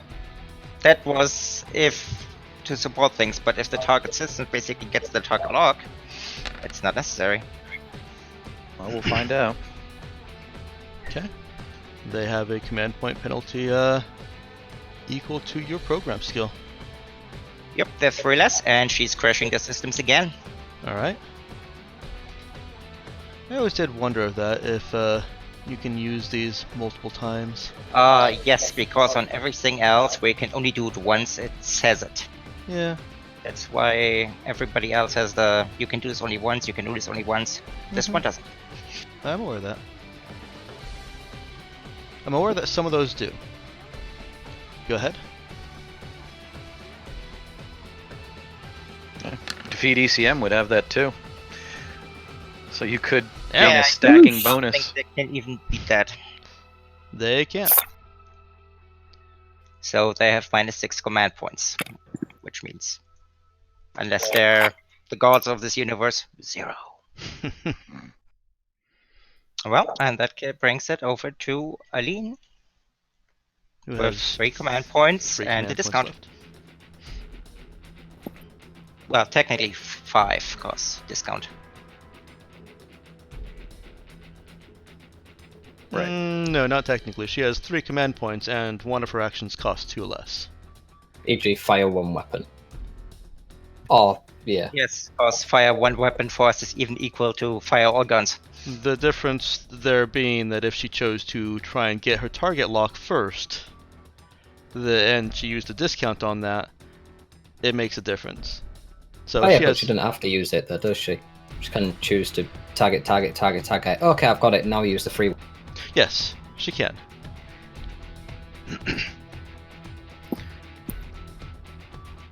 All right. And hopefully that's what she does. Yeah, I was gonna say where. Yeah, let's if she- assume basic competence here. Yeah, if she gets target lock on the first one, she now has 2 fire weapon shots. Okay. It still makes a difference because if she fails and she tries again, she's only got 1 more chance with the free.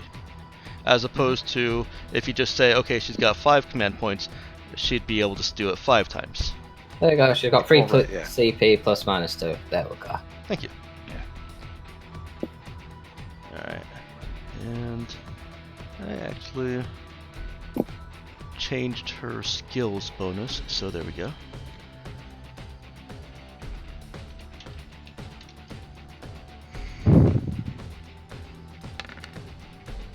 She is not able to get a target lock.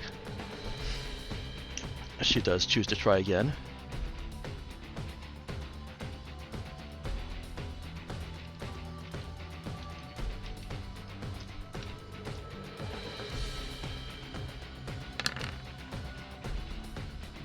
She gets target lock.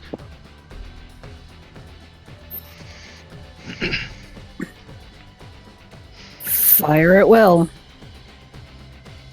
Man, she would really like you guys to have more guns right now. Because then she could have used fire all weapons. Yep, she could Because use she that would have- once. Yep. Now, and since she doesn't have enough to do fire 1 weapon twice. Yeah, Nope. So. Hey, we would really love to have more weapons too. I mean, technically, Well, if she was feeling up to it, she could actually target a system I now. was gonna say She she can can. target and fire. Yep. Does she feel like risking it for a biscuit? Let's see, what is her assessment? She could just fuck up their guns. Or their engines.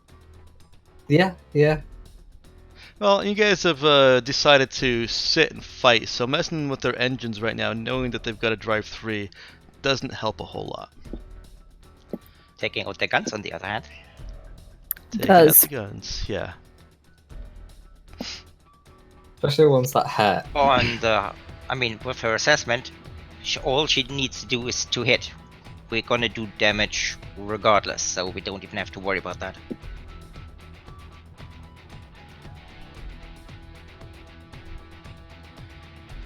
Alright, she'll This go one ahead then, and the target system that. only applies on a hit though. She's gonna try and target one of those Target the mesbeams. weapons.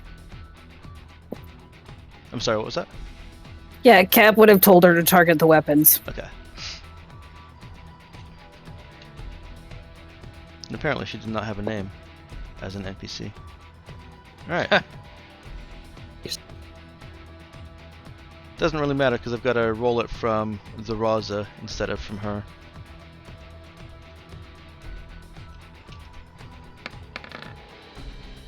Oops, I did not include the -4. However, that still hits.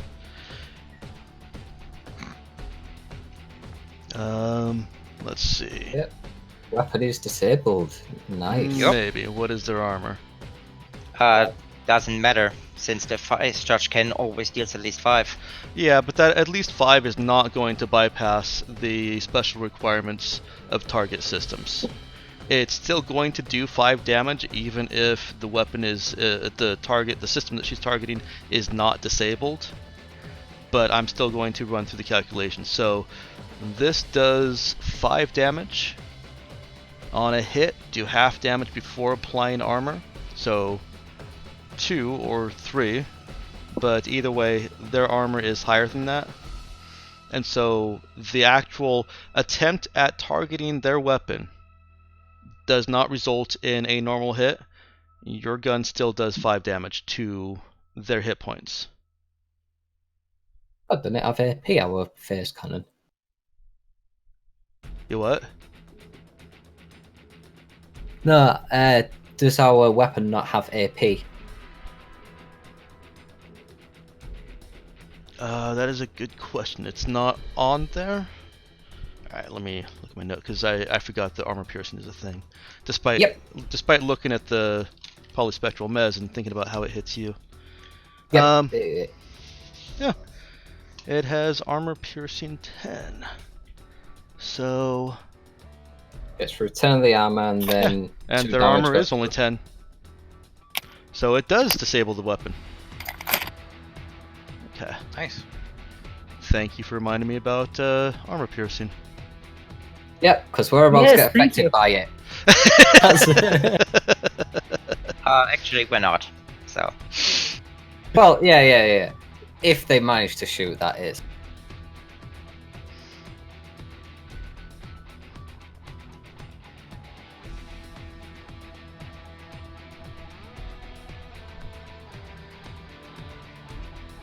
Yeah, nice. We've disabled their gun. one gun. They have One two. gun. One gun. Yeah, And it we've might be disabled their gun. Because they have 2 polys, don't they? they have two. Mm-hmm. Yep, so you've got 2 potential pre-tech there, Colleen. Oh, 1 if we use 1 on the drive. If we survive. See, I think that's it for us, because we've used up everything. It is. Yep. Your turn is Over to over. them. And how are they doing after they lost 6 command points? I actually really dislike Crash System being used multiple times on the same ship. That's the whole point of it, though, because you're giving up a lot of your command points in No, order to I stop. disagree with it. I think it's intended against multiple ships. I'm not changing anything right here. It's a mechanic I dislike. However, Nick is right. They can't do anything. And so it rolls back to your turn.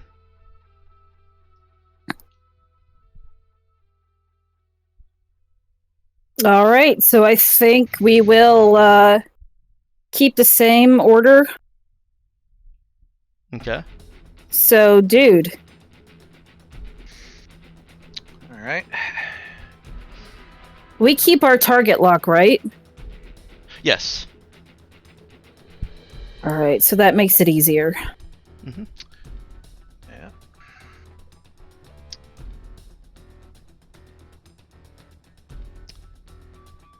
All right. Well,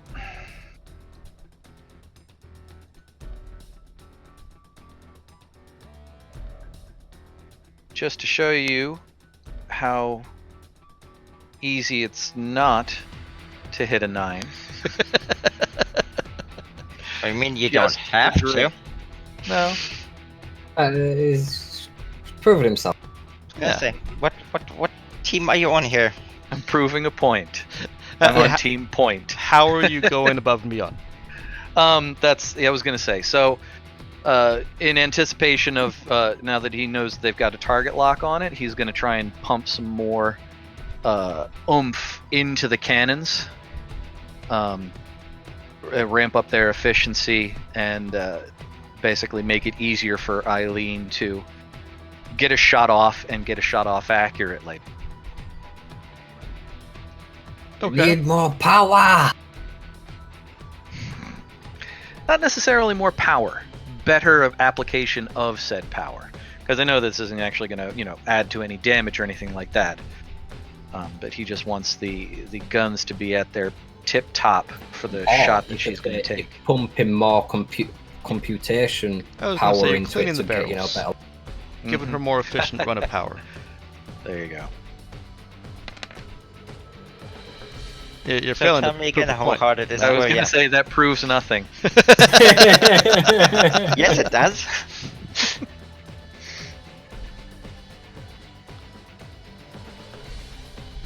So that's what. So 4. to 6. Yep, to start with. So that. Mhm. Who goes next, Cat? You Me, I go. believe, if we're doing it in the same order. Now, are you going to prove his point? Trying to think Okay. what I can do above and beyond again. What's that? Apart- Can you repeat the same action? You cannot. You'll have to find something else to do. There is the Actually, cumulative that is penalty. duty.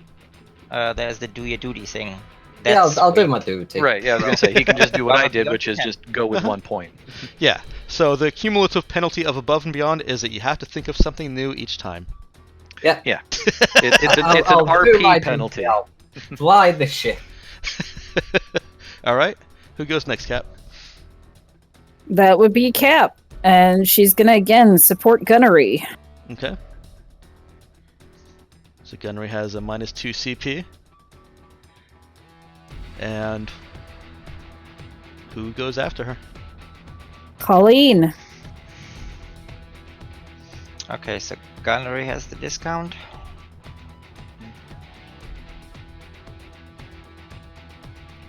A second here. We have okay. We have 7 command points.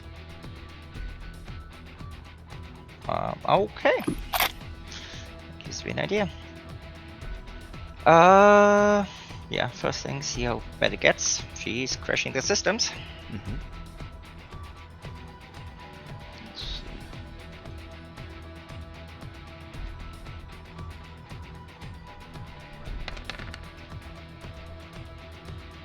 See, they might just make that. Heh. Almost. See, Mhm. one day they'll get it. I If they believe in them. survive. I believe in them. And she's going to do it again.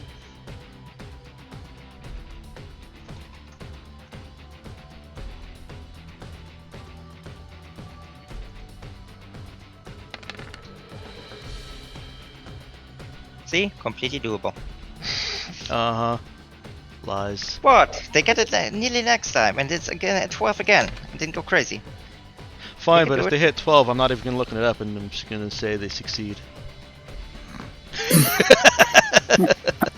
Well, they don't succeed. And we have 3 command points. Gunner against -2, and she is going to defeat the ECM. Okay.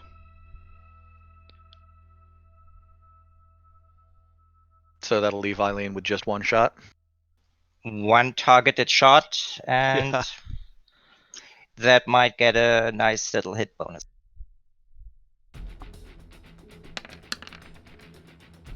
See, it's only 12 again. I limited myself. Uh-huh.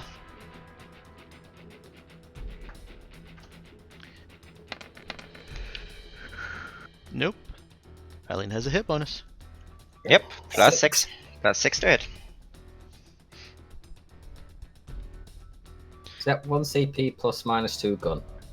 Which can even target system again if she wants to go for the other weapon. Yeah. Well, That that's what was she's going to do. the plan. Yep, and that will leave her still with a +2.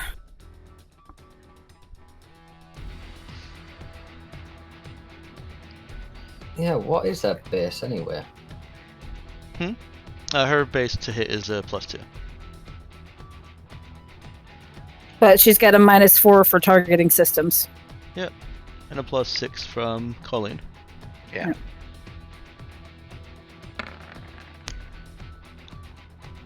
And Bye that will bye. hit. She didn't even need me. So, half should still roll a 14. damage. So 9. Yeah, that bye gun. 4 plane armor. Yeah. So the ship takes 9 damage.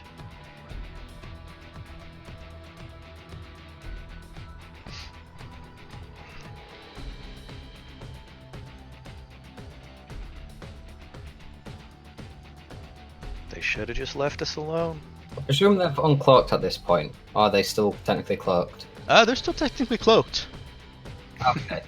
So we haven't can't dropped them out. detect. They have not moved or fired yet, so I'm calling them still cloaked. Yeah, they just scramble inside thinking, shit. Yes, Have they made any attempt to contact? Nope.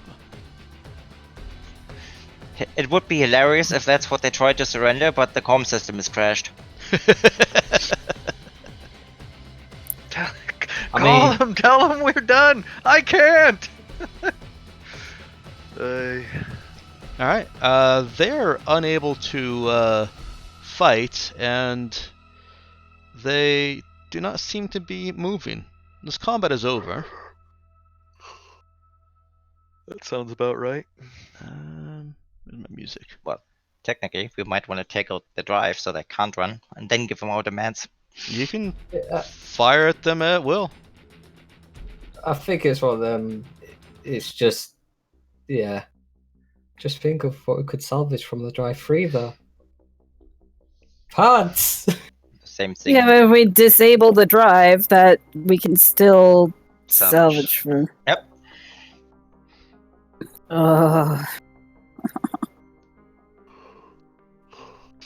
Up to She the doesn't captain. want them. She doesn't want them giving chase. Disable their drives.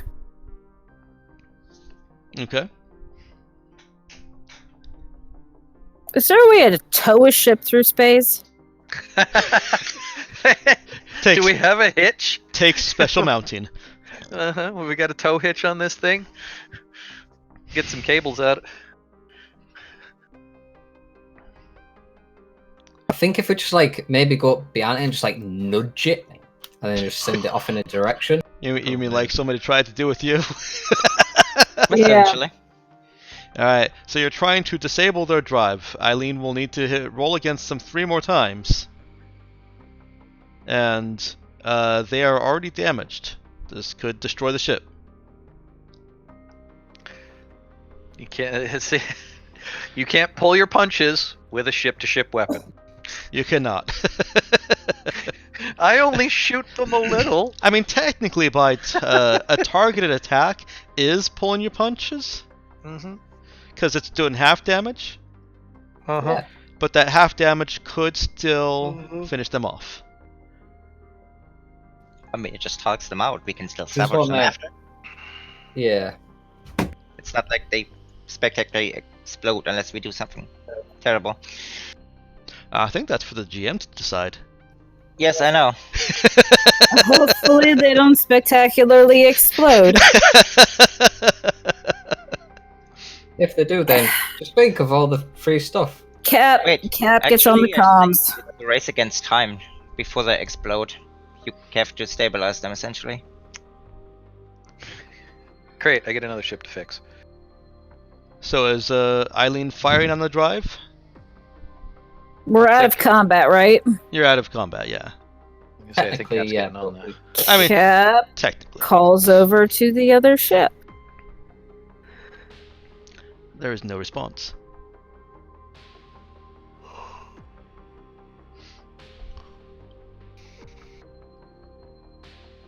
Are they still scrambled? Technically, no. Colleen knows that they're not still scrambled, correct?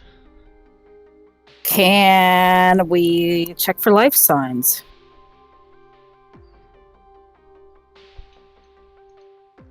I think that's one of the things you can do. I was gonna say, we're in combat range, so we should be able to.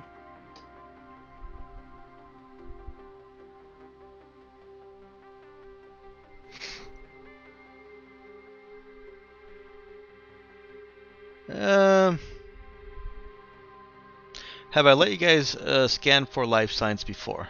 And I haven't on planets.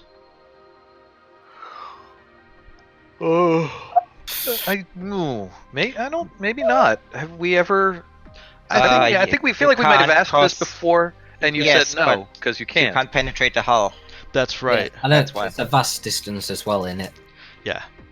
Well, we could If sneak you closer, wanted but to it's- get right up next to them, I mean, scanning for life signs is such a sci-fi trope. Mm-hmm. I know, but I want to know if there are people alive on that ship.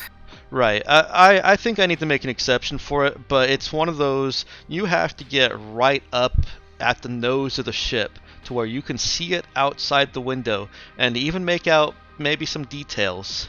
Probably a lot of details. Or we go within 100 kilometers, which is also pretty damn close, and send a drone. The drone definitely can't pierce the hull. Didn't say the drone needs to pierce the hull. Okay, what would the drone do then? You have to be a little bit more specific than that. Give me more information. Okay, we get close. We either look for a hole. Funny enough, our guns might have made holes. Uh-huh. And Probably send the did. drone to see if there are still people alive in there. Okay. That is also an option. I would say that between around 50 kilometers, like again, basically nose to nose with the ship, would be enough for your ship sensors to try to gauge. It's not going to give you exact numbers, but it will let you know what's going on. And I'll also put out there that one system that Colleen can scan for is life support. So that can give you a potential early indicator. All right, let's do life support first. See if life support's on. Well, in all fairness, even if it's not, they might all be in spacesuits. Which is But sensitive it's combat. a good indicator. Yeah. And this is your second check on this ship, so at +1 difficulty.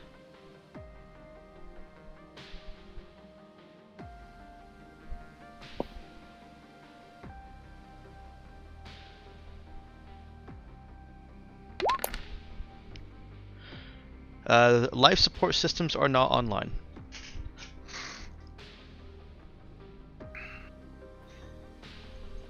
Are we next to a planet? No, you guys are pretty Hi. far out. Well, technically, in interstellar distances, yes, we are. Yes, Right, but not useful. yeah. Well, Maybe technically, the 6 vault. hours. They couldn't That's have not useful. so they just parked in the middle of space, not relatively close to a planet, not in orbit. Correct.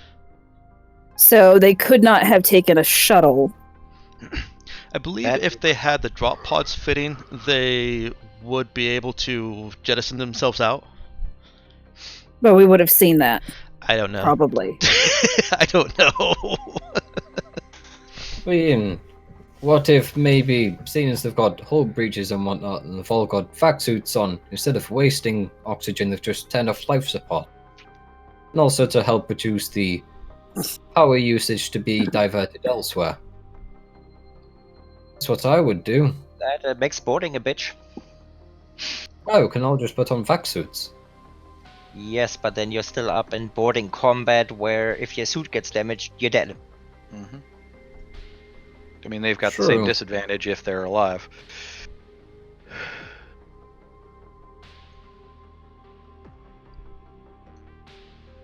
Take us in closer, see if we can see if there is anyone alive on that ship.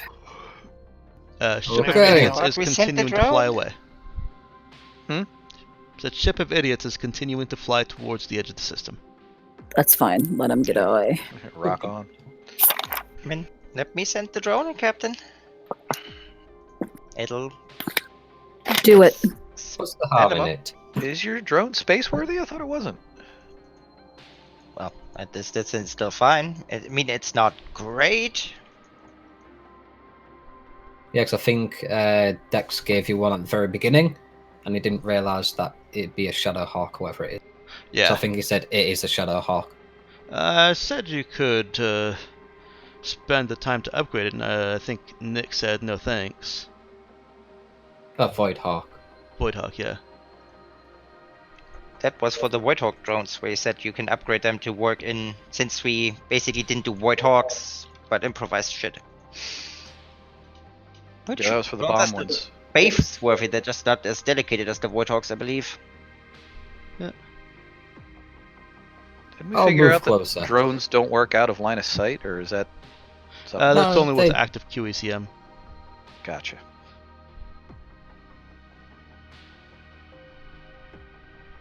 You tell me, Mike. Let me see what drones you had. My understanding is at the very beginning, you didn't realise there was a difference in drones, and you gave them one that worked outside the ship in space. Yes, those were And the I think I explosive mentioned drones. this to you. That's Yeah, why I those are was the so happy explosives. that we used them up. Okay. We used them so that it became a non-issue. Yeah. Oh, okay. Oh, so we don't have any space drones. Okay. Yeah, not anymore. Yeah, no, my understanding is, and I'll look at the void. The void. Yeah, I will look into the void. But the void will look into you. Yeah, pretty much all the other ones actually use air, whereas the Void Hawk is like, okay, we use like Yeah. some kind of propulsion, so it actually works. Yep. But. Oh, yep. Now I'm looking at the drone fleet, and the 2 Void Hawks are still there, and shouldn't be. Oh, didn't clear them out after we used them. So yeah, no, that does resolve it. You do need a Void Hawk for any kind of space droning. There's too hickiness. Can't we just give it a gentle shove till it gets over there? But it won't. It has no way to guide itself. It doesn't It need has to the- when it gets to the other ship. Well, we'd have Especially if you aim for that the would hole. depend on our aim. How gentle of a shove do you want to give it for it to travel 100 kilometers? We're at 50 kilometers. Okay, so Even 50 kilometers. That's. Bit of a distance. Why don't we just fly up close? I was gonna say it'd take a while. Well, okay. In that case, get closer till we can gently shove it over. well, I'll allow you to try it, certainly. Do we have any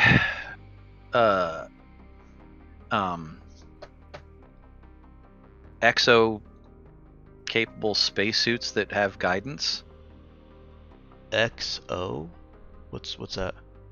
Actual d- ones that have like propulsion. Yeah, EXO. Oh. I don't believe vac suits come with propulsion, do they? I would None doubt of it. them do. Nope, it's just literally a suit that bobs. Does the Like a scuba suit.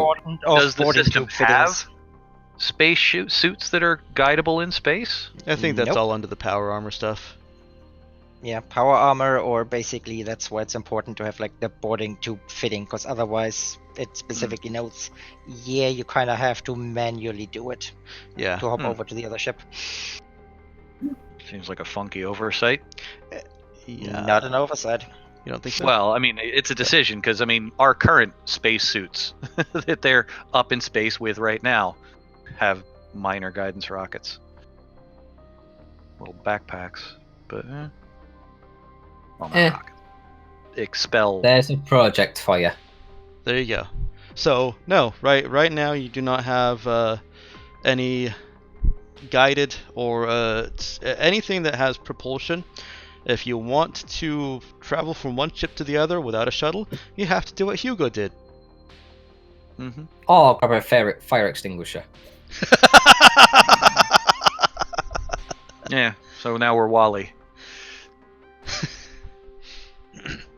Grab a fire extinguisher.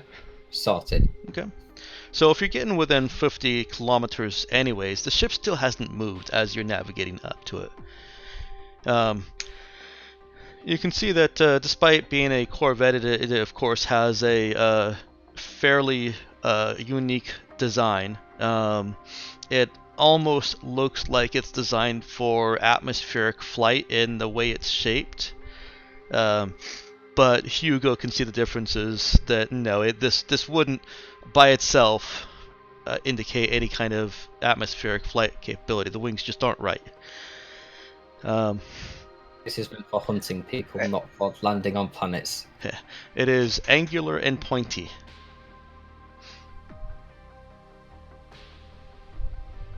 So, we've got a plan. We're just gonna fly up to the windows, say hello.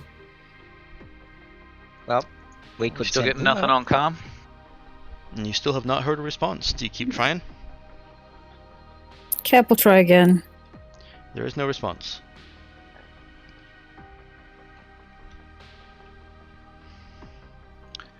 Yeah, I was gonna say, why don't we send our ambassador of goodwill, Nemo?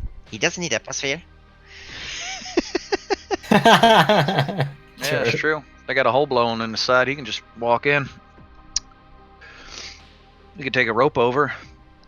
Well, as you're looking over the ship, you're seeing one other difficulty. The holes you've blown in the weapons, or the disabling the weapons, has not actually created holes in the ship that you could use to shove a drone through or a Nemo through. That's There's okay. a cut We'll as send- it is.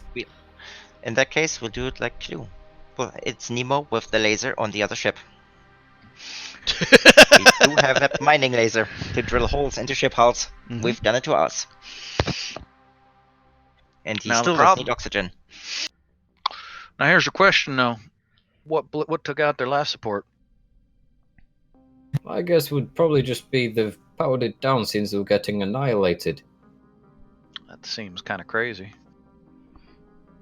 No reason to stop breathing, unless they're Yeah, trying but to if- conserve energy. Yeah, unless they've all got vac suits on and they're trying to, like I said, conserve energy, because we were fucking them up pretty bad. Yeah, I'm gonna DM interject here and say, Matt, you're thinking it from a mechanical perspective. You hit them with two very powerful shots. From a in-character, in-universe perspective, anything could have blown. Gotcha. So Yeah, it is the classic Star Trek exploding panels. Well, not Gotcha. necessarily exploding panels, but you're Right. hitting things and there's wires all over the place and different systems could go. Just because it doesn't happen to you guys as players mechanically, it doesn't happen because it's not interesting. Gotcha. It's not. So we could have easily knocked out their life support as a side effect of some of the shots that got through. Yeah, and even I could even say the same thing for you guys because it doesn't affect you mechanically. If I hit you with a volley of torpedoes, I might say, well, you guys have just lost gravity. Mm-hmm. Oop, there goes gravity. Oop, Right. there goes gravity. Yeah. Or you could throw it at us as a ship crisis. Yeah. Well, in fact, it's something you could even do to yourself. Yeah, Instead indeed. of getting hit by that annoying torpedo, crisis. NPCs have certain disadvantages over players. I mean, you could have given them a crisis. All right, Nemo and I are going to prepare to board. Oh, Cap's going. Well, Cap's the best shot around. Yeah, I'm sure she'll make short work of that hole. Eileen volunteers to go with. Cap will allow it. Okay. Then who's gonna man the gun in case we have to enforce our demands in case all they're doing it's a ruse? I mean, what they're gonna do? Eileen looks at Cullen. Nobody is firing on that ship while we're aboard it. But if they take you hostage, that's the only bargaining option we have to say, give What are them they back gonna- and we let you go. What are they going to use on us? Harsh language? As I said, in case what they're doing is a ruse. I don't want So maybe anybody not firing sim- while Cap is aboard that ship. Yeah, if they took the Cap hostage, we wouldn't be able to shoot on them anyway. They don't know that. Then why That- would they take? If they thought that we would shoot them, why would they take the Cap hostage? Because if they think that's going to work, then yeah. I mean, you generally don't throw a grenade into a room with hostages in, do you? Yeah. If they think We do taking the it Cap just hostage is going to that. work, it doesn't matter whether we can or can't fire. Cap at this point starts heading out. Sending everyone over who can shoot sounds like a very bad idea, because Yeah, then we we don't can even have shoot. anyone. What they're gonna do? They have no weapons. We can just shoot them. I meant pistol shoot. Oh, gun. with enough, I- with enough people, you can. We can shoot. We just Cap is better at it. That's second, and Link can shoot. So we're sending everyone who could even mount a rescue operation.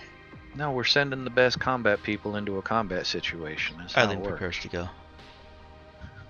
What I'm saying is then we have nobody left on this end. Yeah, that's not a problem, though, is it? Yeah. Are they going to be boarding us? Yeah. Potentially? Dude, Oh, man the airlock. Yeah, I got my shotgun ready, I Cap. mean, Don't it's worry one of them. If they attempt to board us, I'll just fucking power on the ship. What they're Yeah. going to do? Hold on to the side? No, they're fucking dead. In space. Mhm. Yeah, don't worry about it, kid. I mean, by the way, I would be careful of that, guys. They could literally just, as you go to get close, they could just fire on the drive so you miss. So make sure to attach some, like, rope or whatever you want to No, yourselves. we're actually going to like prepare to board. Yeah, no, but we haven't disabled their drive, so they could, as you fly across, they could just go boop and move away. Eileen looks at Cap and says, if we're going to board them, you just straight ship-to-ship boarding, Hugo has a valid point. We should disable the drive. Yeah. But can Well, we that disable their drive without destroying the ship? Yeah, that's the problem. That ship might fall, it looks to be ready to fall apart. I mean, It's if a I risk. get up behind it, do you want to try and make some more precise shots?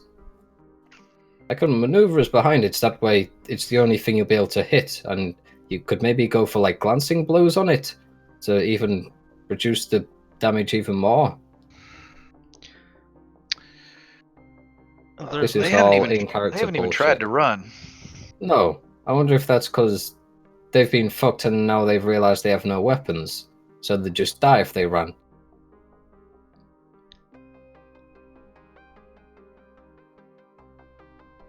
I think at this point they've got bigger issues internally than potentially running away. Yeah. I mean, we're running on the assumption that their life support went with enough them having enough time for everybody to get into suits. We might find a bunch of dead bodies over there. I mean, can you do that, Colleen? See if there's any debris about, such as people have been spaced out. That's a little bit small. Yeah, I was gonna say I didn't think we.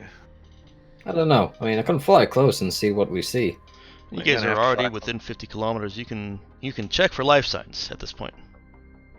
That's All what right, check for life signs. Let's check for life signs. Go ahead and give me a roll. Program it in.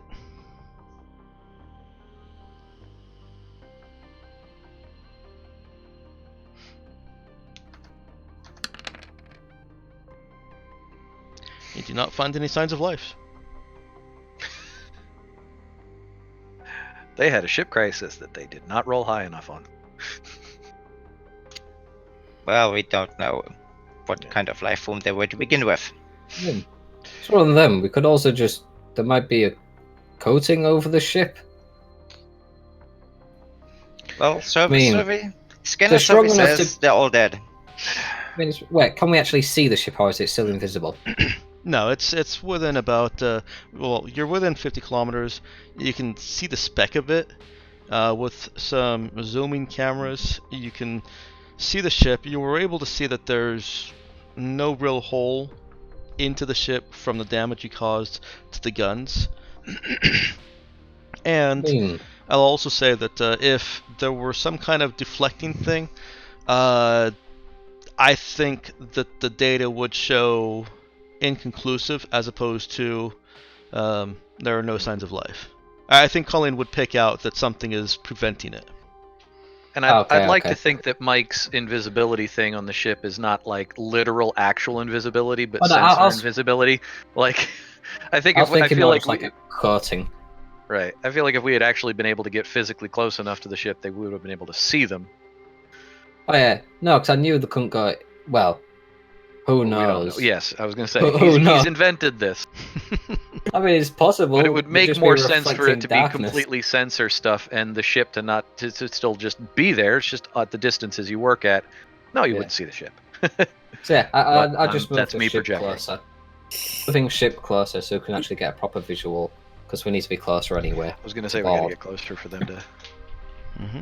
Well, doesn't show life signs. It's as good as it gets. Is That's that a a risk out of good the way, sign Cap. or a bad sign? It depends. Exactly. It's either good because it means they're all dead, but it's bad because it could also mean they're somehow protecting themselves. Or they're all like Nemo. Don't know which one's scarier.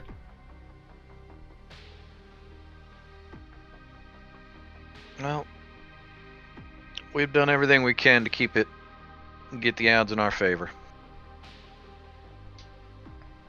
Still up to the Cap, though. But I'm not seeing her getting out of her suit, so I think she's still heading over there. Yep, she's still on her way.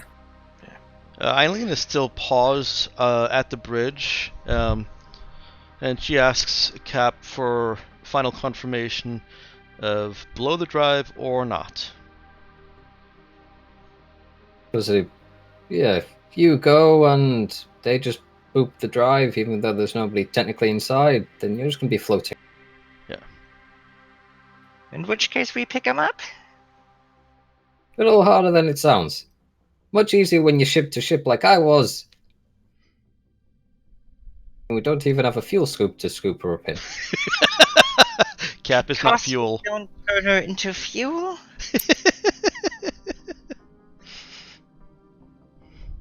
Well, do we want to just get close enough for ship-to-ship docking cable? Or docking whatever? Yeah, I can get within touching distance if you want. I mean, we do have a shuttle, guys. You said it's real precious though, didn't you? Oh, there's Yes. That's why I don't want you near it. But I also don't want them to die, so... Well, you're thinking the cargo lighter, right? Nope. Faraday egg. Actual shuttle. The egg. The egg. Right, The but egg. The cargo lighter would be just as useful for that. Only if they have a cargo lighter fitting where that thing can actually land. Yeah, it's not cargo lighter. It's not meant for, space. It's not quite that good, I don't think.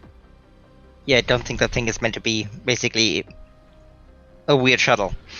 Goes up and down, and that's about it. It doesn't quite fly. Yeah, Yeah, it doesn't unless have the Mike's same kind of- maneuverability. I was At gonna all. say, unless Mike is fine with it, in which case, sure, much more expendable.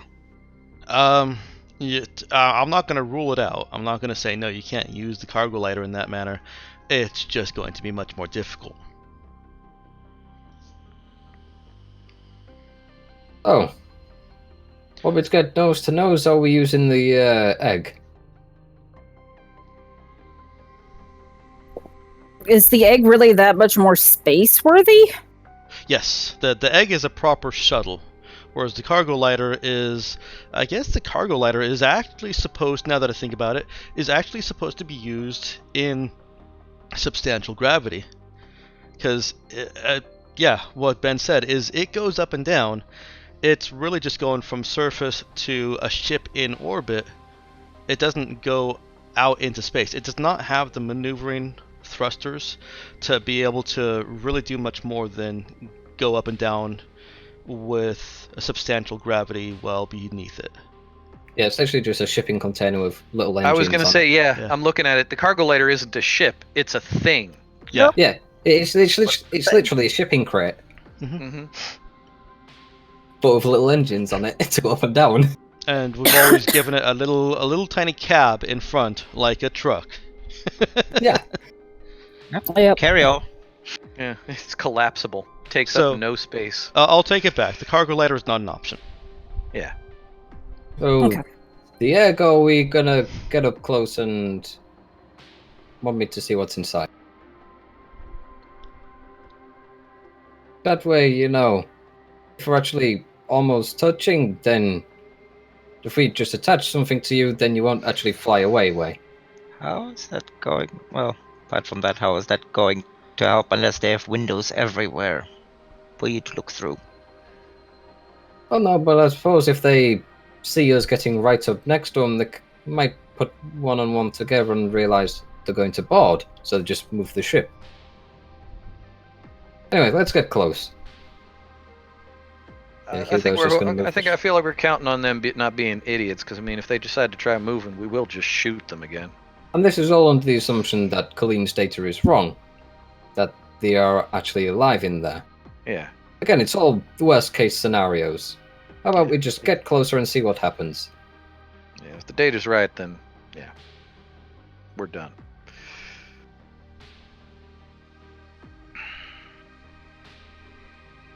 But dude does go down to the airlock and puts on his vac skin just in case and readies his combat shotgun. Okay. Yeah, and I think at this point, Hugo will switch out his battery in his vac skin, just in case.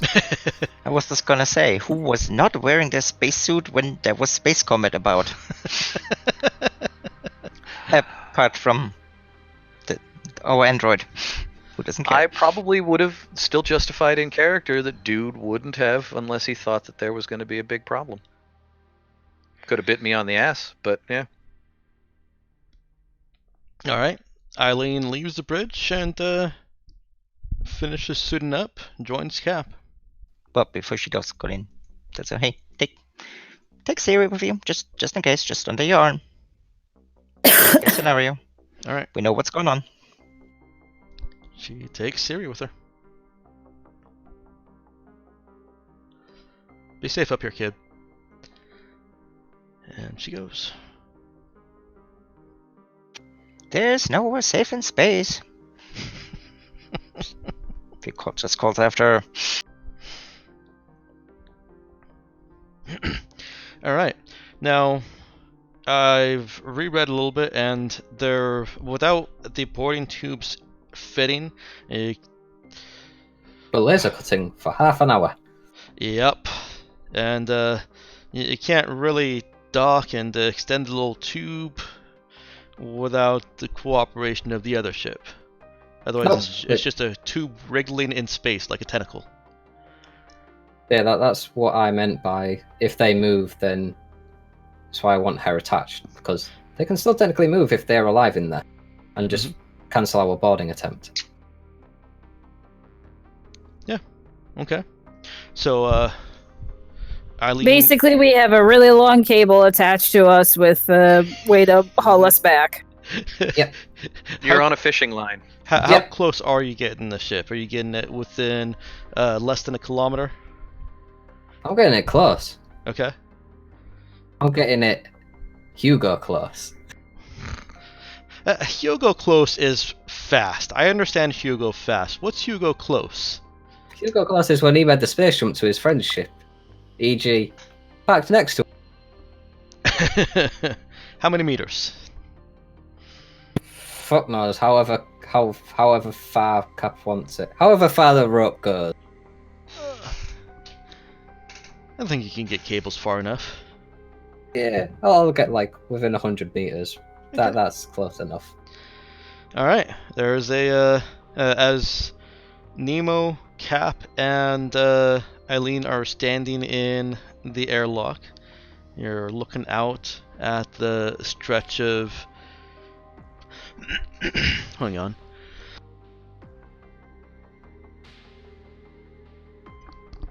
At a stretch of starship barely 100 kilometers away from you. You're all attached to Meters? sturdy cables. I think he said 100 meters. Did Yeah, I 100 say? meters. I meant to say 100 meters. Yeah, I was thinking kilometers. Jesus. No, That's a I long meant to say meters. Sorry. Barely 100 meters away from you. Yeah, good. You're secured by sturdy cables, and the air depressurizes from the airlock. You're ready to open the door and jump yourselves out. Step out into space. Alright. Excuse me. You step out into space and brace yourself against the side of your ship. There are places to handhold, and take a gigantic leap. Mankind.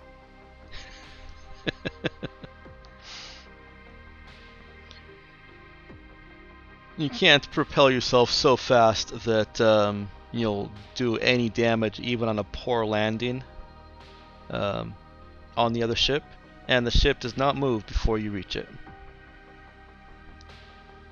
But does it move? Hmm? But does it move? In a very cosmic sense of the word, yes, it does. As soon as you guys hit it, you transfer some energy and it moves. Not noticeably, to like practically anything. Boom into it. But that's just It me goes being a boom. complete nerd. Grand scheme, no, it does not move. No. You're able to secure yourselves, or at least grab hold of something, so that you don't just bounce off and float around space and then have to pull yourself in and have to try again, although that would be funny. Oh, you just grab magnets and attach them to them. I do think that the vac suits probably have magnets. They're designed for you to be in, non-gravity, no gravity. So, yes, you're able to get yourself secured to the side of their ship and make your way over to the airlock, because you didn't jump perfectly. Unless you want to roll an exert check. No, if I don't need to. Nah. The three of you have a short walk to the airlock. Nemo peers through the window and says that he doesn't see anything. And you guys can start cutting. Alright, we'll start cutting. During the time it takes for them to cut, what's going on the ship? Colleen? Dude? Hugo? Jeopardy theme. During this, Hugo will be like, "So, dude, how much Dude's time do you timing. reckon?" Airlock, I mean, it can be happening over comm, but yeah. No, because Hugo's had this thought, and it's like he'll call up dude. So, dude, Alright. if we were all to help out, how much time would it take, do you reckon, to get one of them weapons off there and attach it to ours? Jesus Christ. Or even just put it in storage for now. Just, just You mean the Take weapons the we weapons. just blew the shit out of? yeah, we can fix them. They're only disabled. I mean, it's not like we've completely Wow. blown them apart. I We just fucked them up. I would almost certainly be trying to scrap those things for parts, but Well, yeah, that's what I mean. How long do you reckon it'd take to get them off their ship into our possession? well, I gotta figure. EGDM. I was gonna say I gotta figure if pulling that damn fuel pod was any indication. Probably a solid chunk of time. Yeah, this would be even longer. Yeah, like I was gonna say, we should actually have a very good idea, seeing how we spent a lot of time hey, getting things from old. we have been scavengers We for have most of our experience. active career. Yeah. Yes. You have been pulling regular scrap that didn't need to be left intact or didn't need to be reassembled out of old derelict hulks. Yes, pulling a mounted cannon off the outside of a ship is going to be quite a different matter, especially if you want to keep any of it intact so that it can be reinstalled. Yeah. If you want to just scrap it, that's going to be a little bit faster. Let me look at... Well, you can look it up, but I'm gonna dude basically is gonna say, "Oh man, I mean shit, it could take a couple of days easy, depending on what we're trying to do with that shit, rather than just turn it into scrap." Perfect. I don't know. Anything I mean, perimeter, I would say it's there's worth nice it. weapons. I'm hoping that these guys are well equipped enough that they've actually are using. They might have some pre-tech components in that shit, because if they do, I can get our guns up and running potentially, and just use them as the fodder for that. Oh, that's even better. Well, I yeah. was just thinking they looked pretty damn nice, and from what I know from perimeter, They always use the best. Yeah, I get the feeling that our best is better than their best, but Yeah. I mean we just took them out with one gun. Well, we didn't, though. We had a Colleen. Oh yeah. Well, we're getting rid of her. We had a Hulk. Yeah, so... That was just putting them out of commission. We still just shot them twice, and that was that. Yeah. But yeah, I get what you're talking about. Yeah, that cannon DM. you have, it's really What do you nice. I'm looking for reference of my previous. Let's see. I should be my GM journal. Mm-hmm. I mean, I'd be fine with a ballpark of like it. I'm assuming it's probably at least a day or two of work on some shit like that. Because I mean, pulling the the fuel thing was what, hours? Like 5 or 6 hours on that thing. Yeah, I actually think that those fuel bunkers are probably more intended to be able to be reinstalled easily. Yeah. Like storage. It's not Yeah, which actual... should magnify the time for yanking this cannon off by a lot. What I'm trying to look for is how much time I had it taking to salvage those hulks at the graveyard, because I do want to use that as a fair guideline. It was a good amount. Do any of you remember how much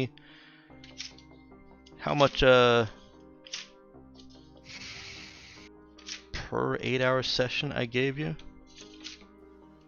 I do not. Okay. Jeez, that was a while ago. I want to say either 5 or 10,000, and I don't remember.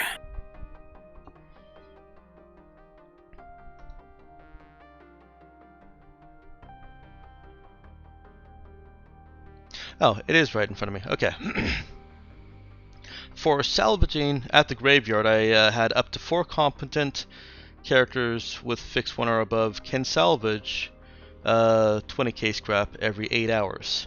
Every 2 additional characters, no skill requirements, adds another 5k. So every competent character was 5k up to a total of 20. And then every 2 past that was another 5k up to 40k max. That's every 8 hours. The polyspectral mesbeam is a cost of 2 million.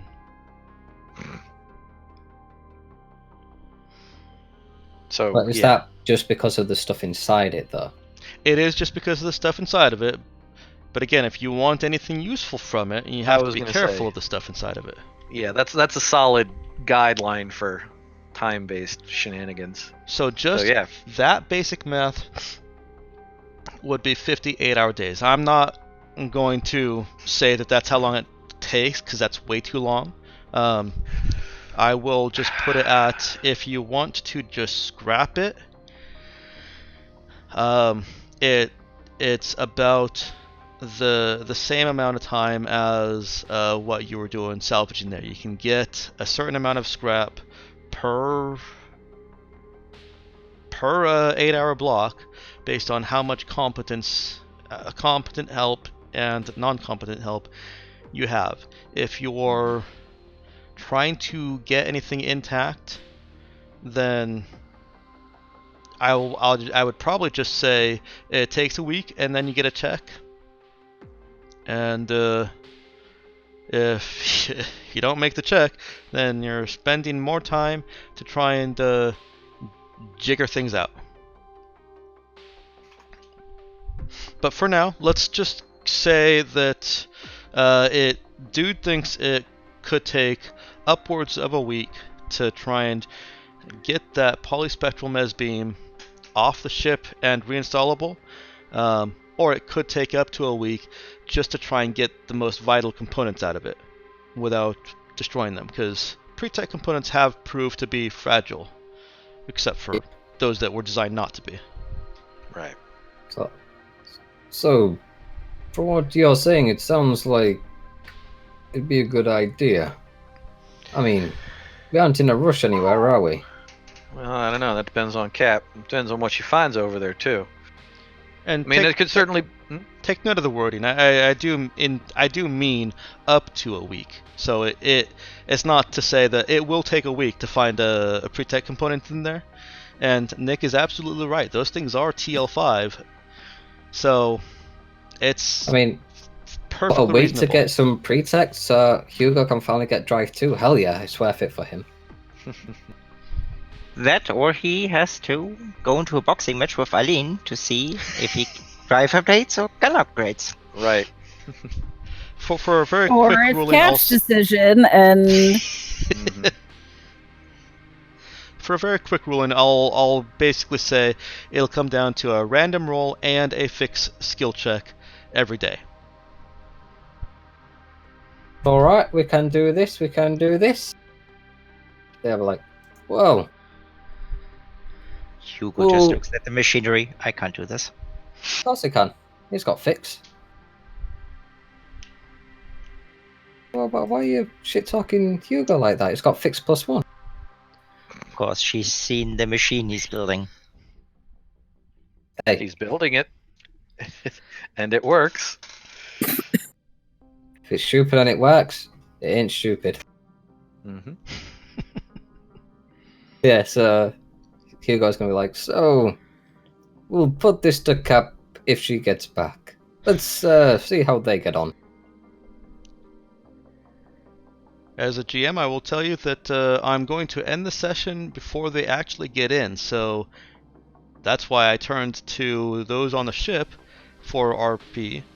I can do the same with, well, it would just be Cap, Nemo, and Eileen. So Cap and NPCs, or unless they're just purely focused on the laser. their Cap is focused on getting in and making, and watching out. Yeah, and Eileen's not exactly the chatterbot that she spent a day being.